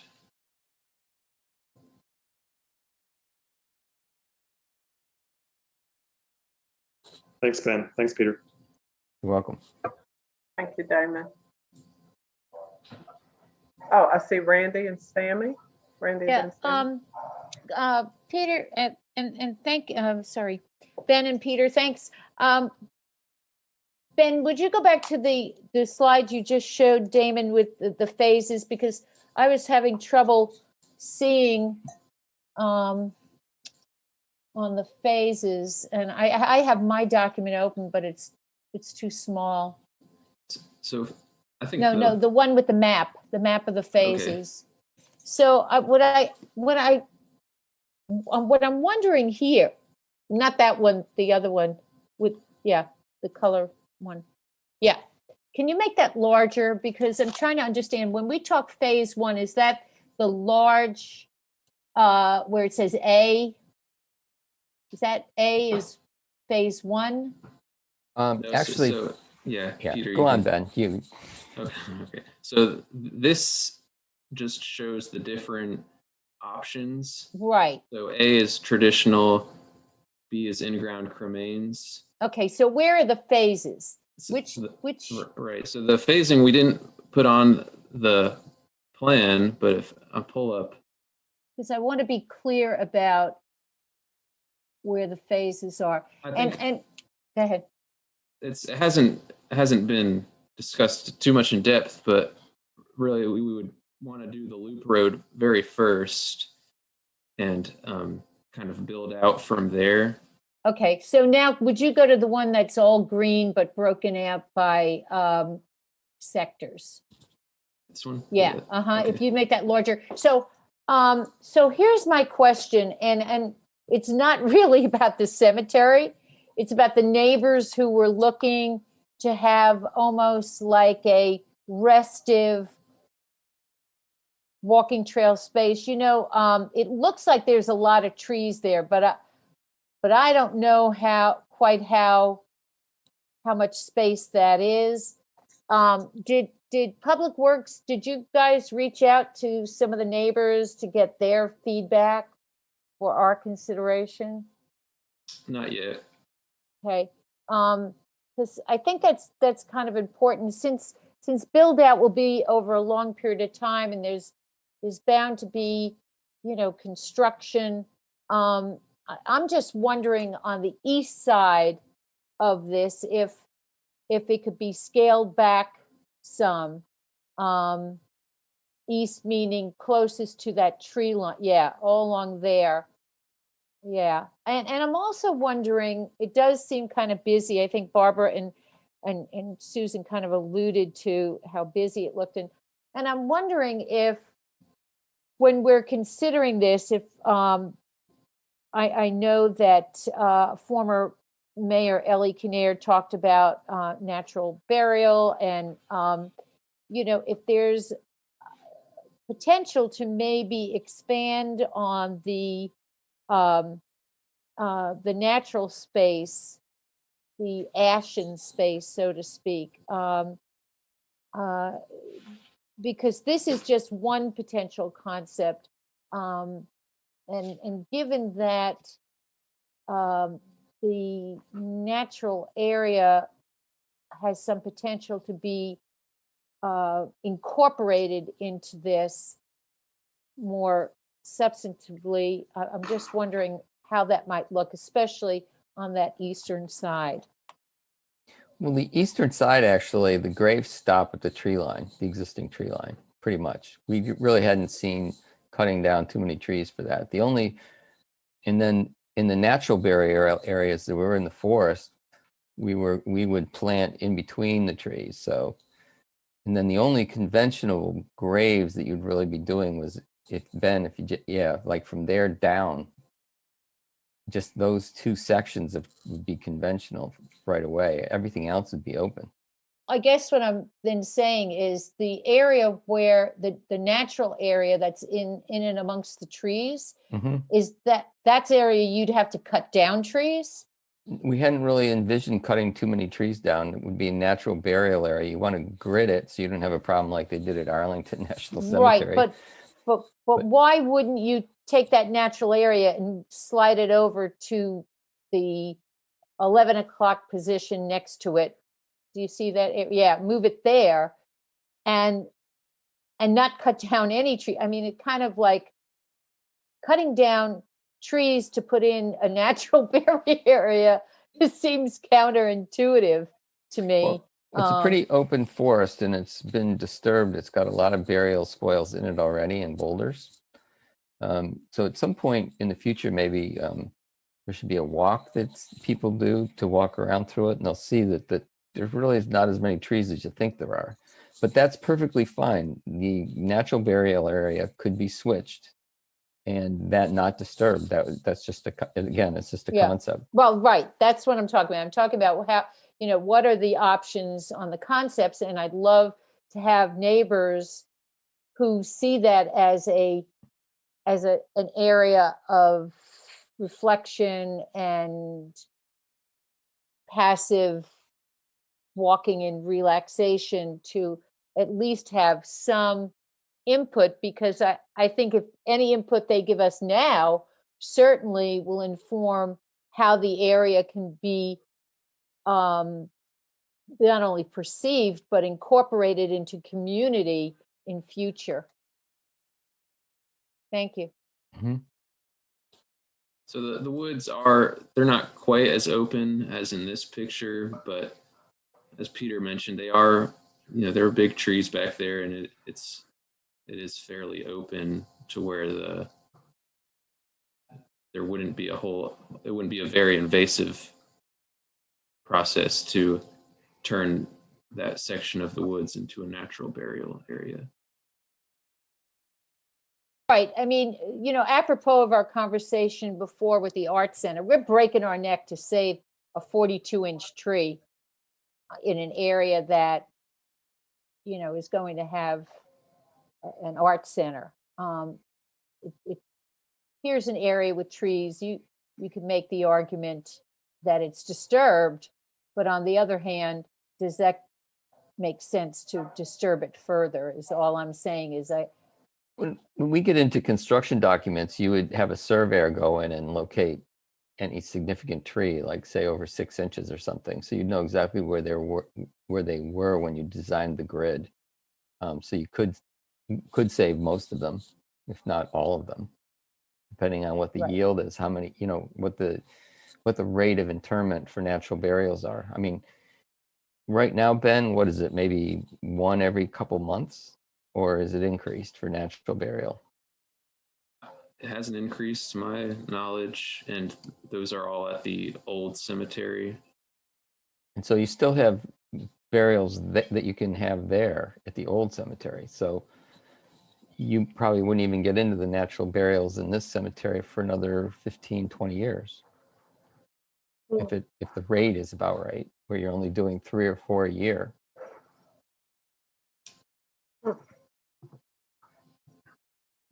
Was that good, Randy? Is that all you have? Well, yeah, but I think what I'd like to hear from neighbors who see this as, as potential walkabout space and reflection space. I think that's important, because I think one of the things that happens with cemeteries is they become forgotten spaces, and I think that speaks to Susan's point about landscaping. I think having spaces that are remembrance spaces is a very positive thing for community. And I think shifting our mindset to something that's more of a reflective and reminiscence or remembrance type space is a good thing. And having trees and natural shrubbery and a natural environment is conducive to that kind of reflection. Right now you have a big deer problem. They've basically eaten the entire understory. Not surprised at that. Yeah, so we have a lot of folks with tremendous expertise in our community who would make recommendations about what to plant to address that issue. And I think inviting community to engage in this is a very positive thing. Mm-hmm. When you say invite community, well, here, for example, I'm just throwing this out there. I'm just trying to understand. Yeah, this is my Barbara. This is my what if. Is anybody on the comprehensive plan talking about the cemetery? I mean, and how is the cemetery or the concept of this kind of a space? It's not throwaway space. It's a space that can be elevated to be engaged in the community if we're sensitive to how to do that. And I think that's what I've learned through this consultant's material. I've really been enlightened by all this. I think this is this is interesting in a way I didn't think it would be. Thank you, Randy. I think Sammy had his hand up next.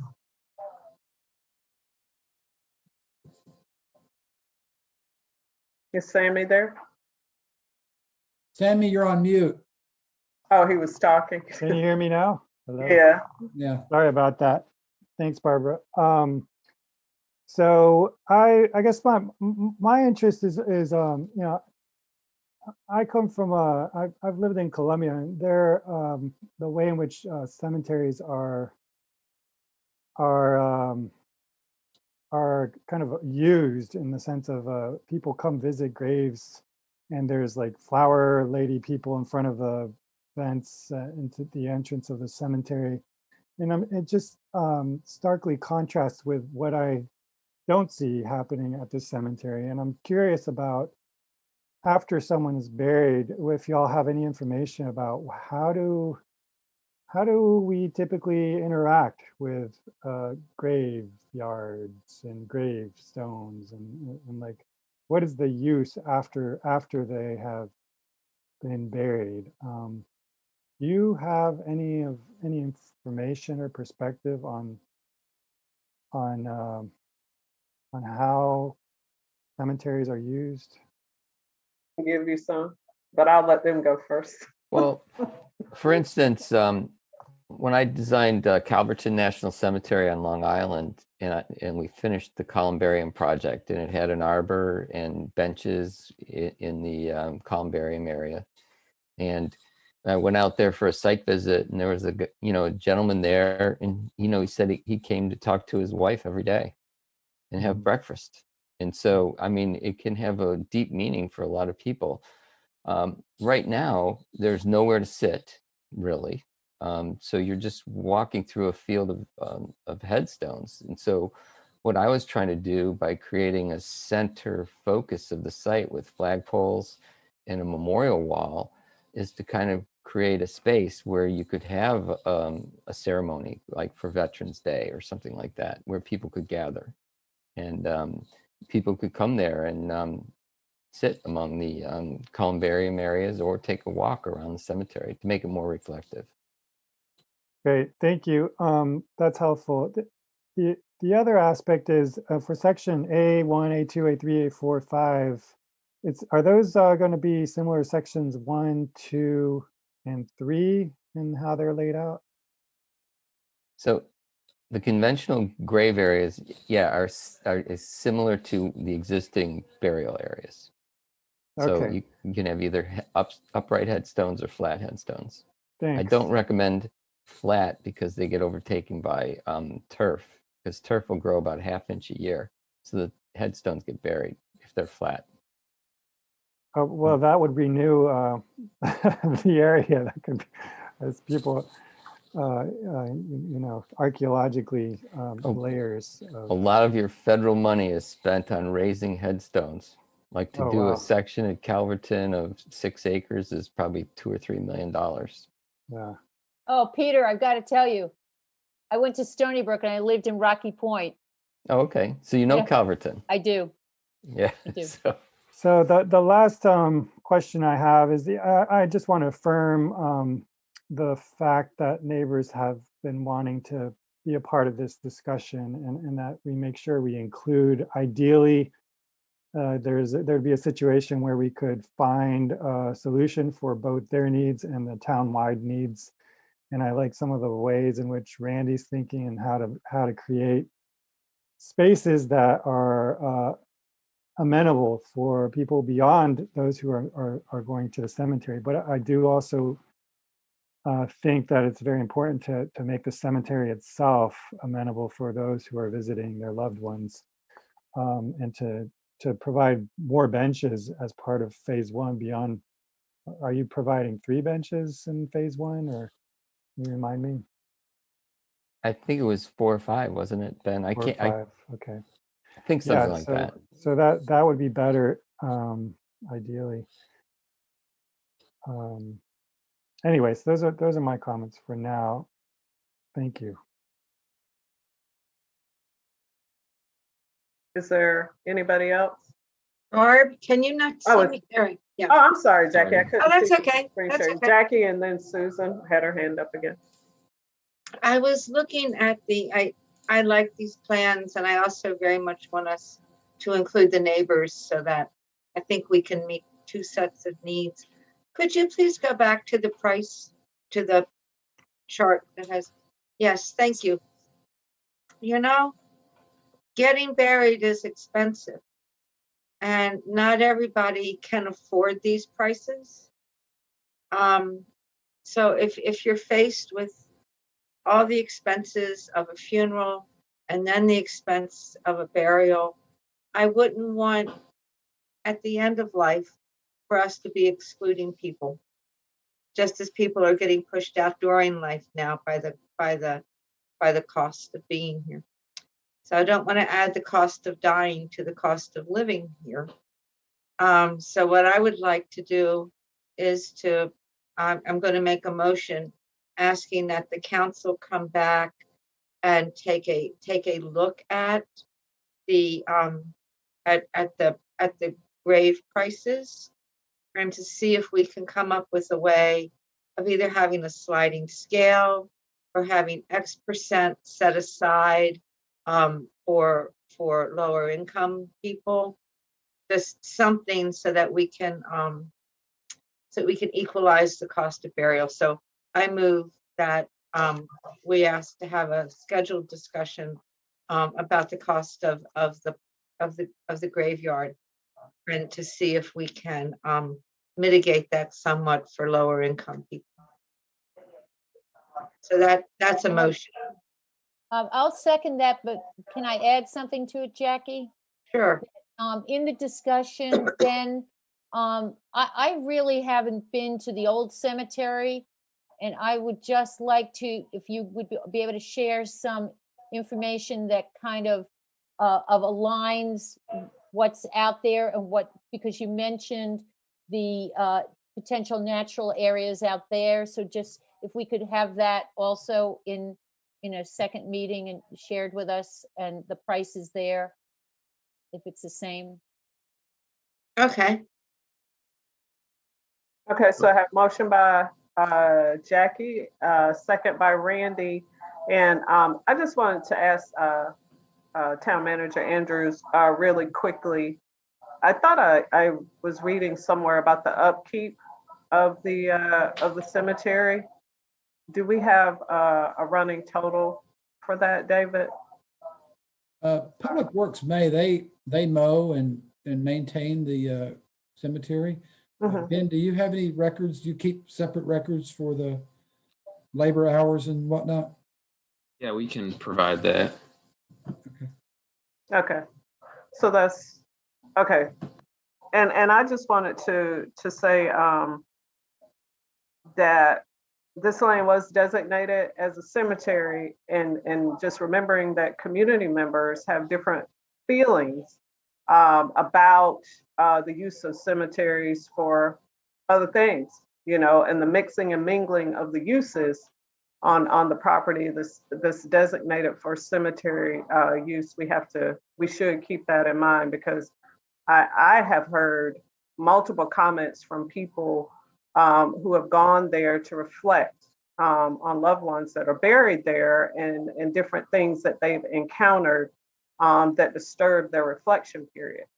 And so I did just want to put that in, and I understand what everybody is saying, around, having space and reflection area and keeping it natural. And I agree with that, but just also understanding that people have traditions around burial and how they want to come to the cemetery and reflect on their loved ones. And, we got to bring that forward into the discussion.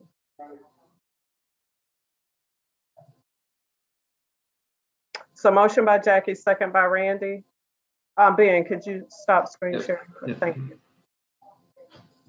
Any further discussion? I just want to thank you. Oh, go ahead. I'll raise my hand. Did I hear Damon? I thought I saw Damon and then Susan. Did you have something? Susan was before me. She was on. Oh, okay. Susan. Yes, I was going to just close the loop on a few things. So one was that I did see in the report that the town spends $800 every 2 weeks on lawn mowing and trimming. Thank you, Susan. So that's going to be about a little over 20,000 a year. And I also noticed phase one has just 2 benches. And so it seems like there's a lot of talk about having more space for reflection. So that would be an easy way to provide that. I wanted to just, if we're going to be talking about pricing, I wanted to emphasize Damon's point about not only pricing, but other ways that we can be giving priority to Carrboro residents, given how sacred this ground is. And finally, Barbara, I was just going to make sure if that there aren't any community members that were waiting to speak tonight. I wasn't sure. I don't think there are any over there, is it, Kathy? I didn't even ask. Sorry. Nobody. I didn't have anyone. Thank you, Thank you. Susan. Did you have something else, Susan, or were you finished? That's it. Thank you, Barbara. Damon, were you going to say something? I just wanted to thank you for your comments about the intended use of this space, which has been the case for a long, long time, and certainly appreciate comments by other council members about wanting to be including neighbors to this property in the conversation, but remembering that there are also neighbors that we've also heard from who very much value the use of this space as a cemetery and spend important time in their lives in the cemetery. And that's important as well. So I think we need to make sure all of those voices are there. Thank you, Damon. Jackie, motion. Okay. Randy, second. Do you want to repeat that motion since we? The motion is that we look at the price scale and find a way of making pricing more equitable.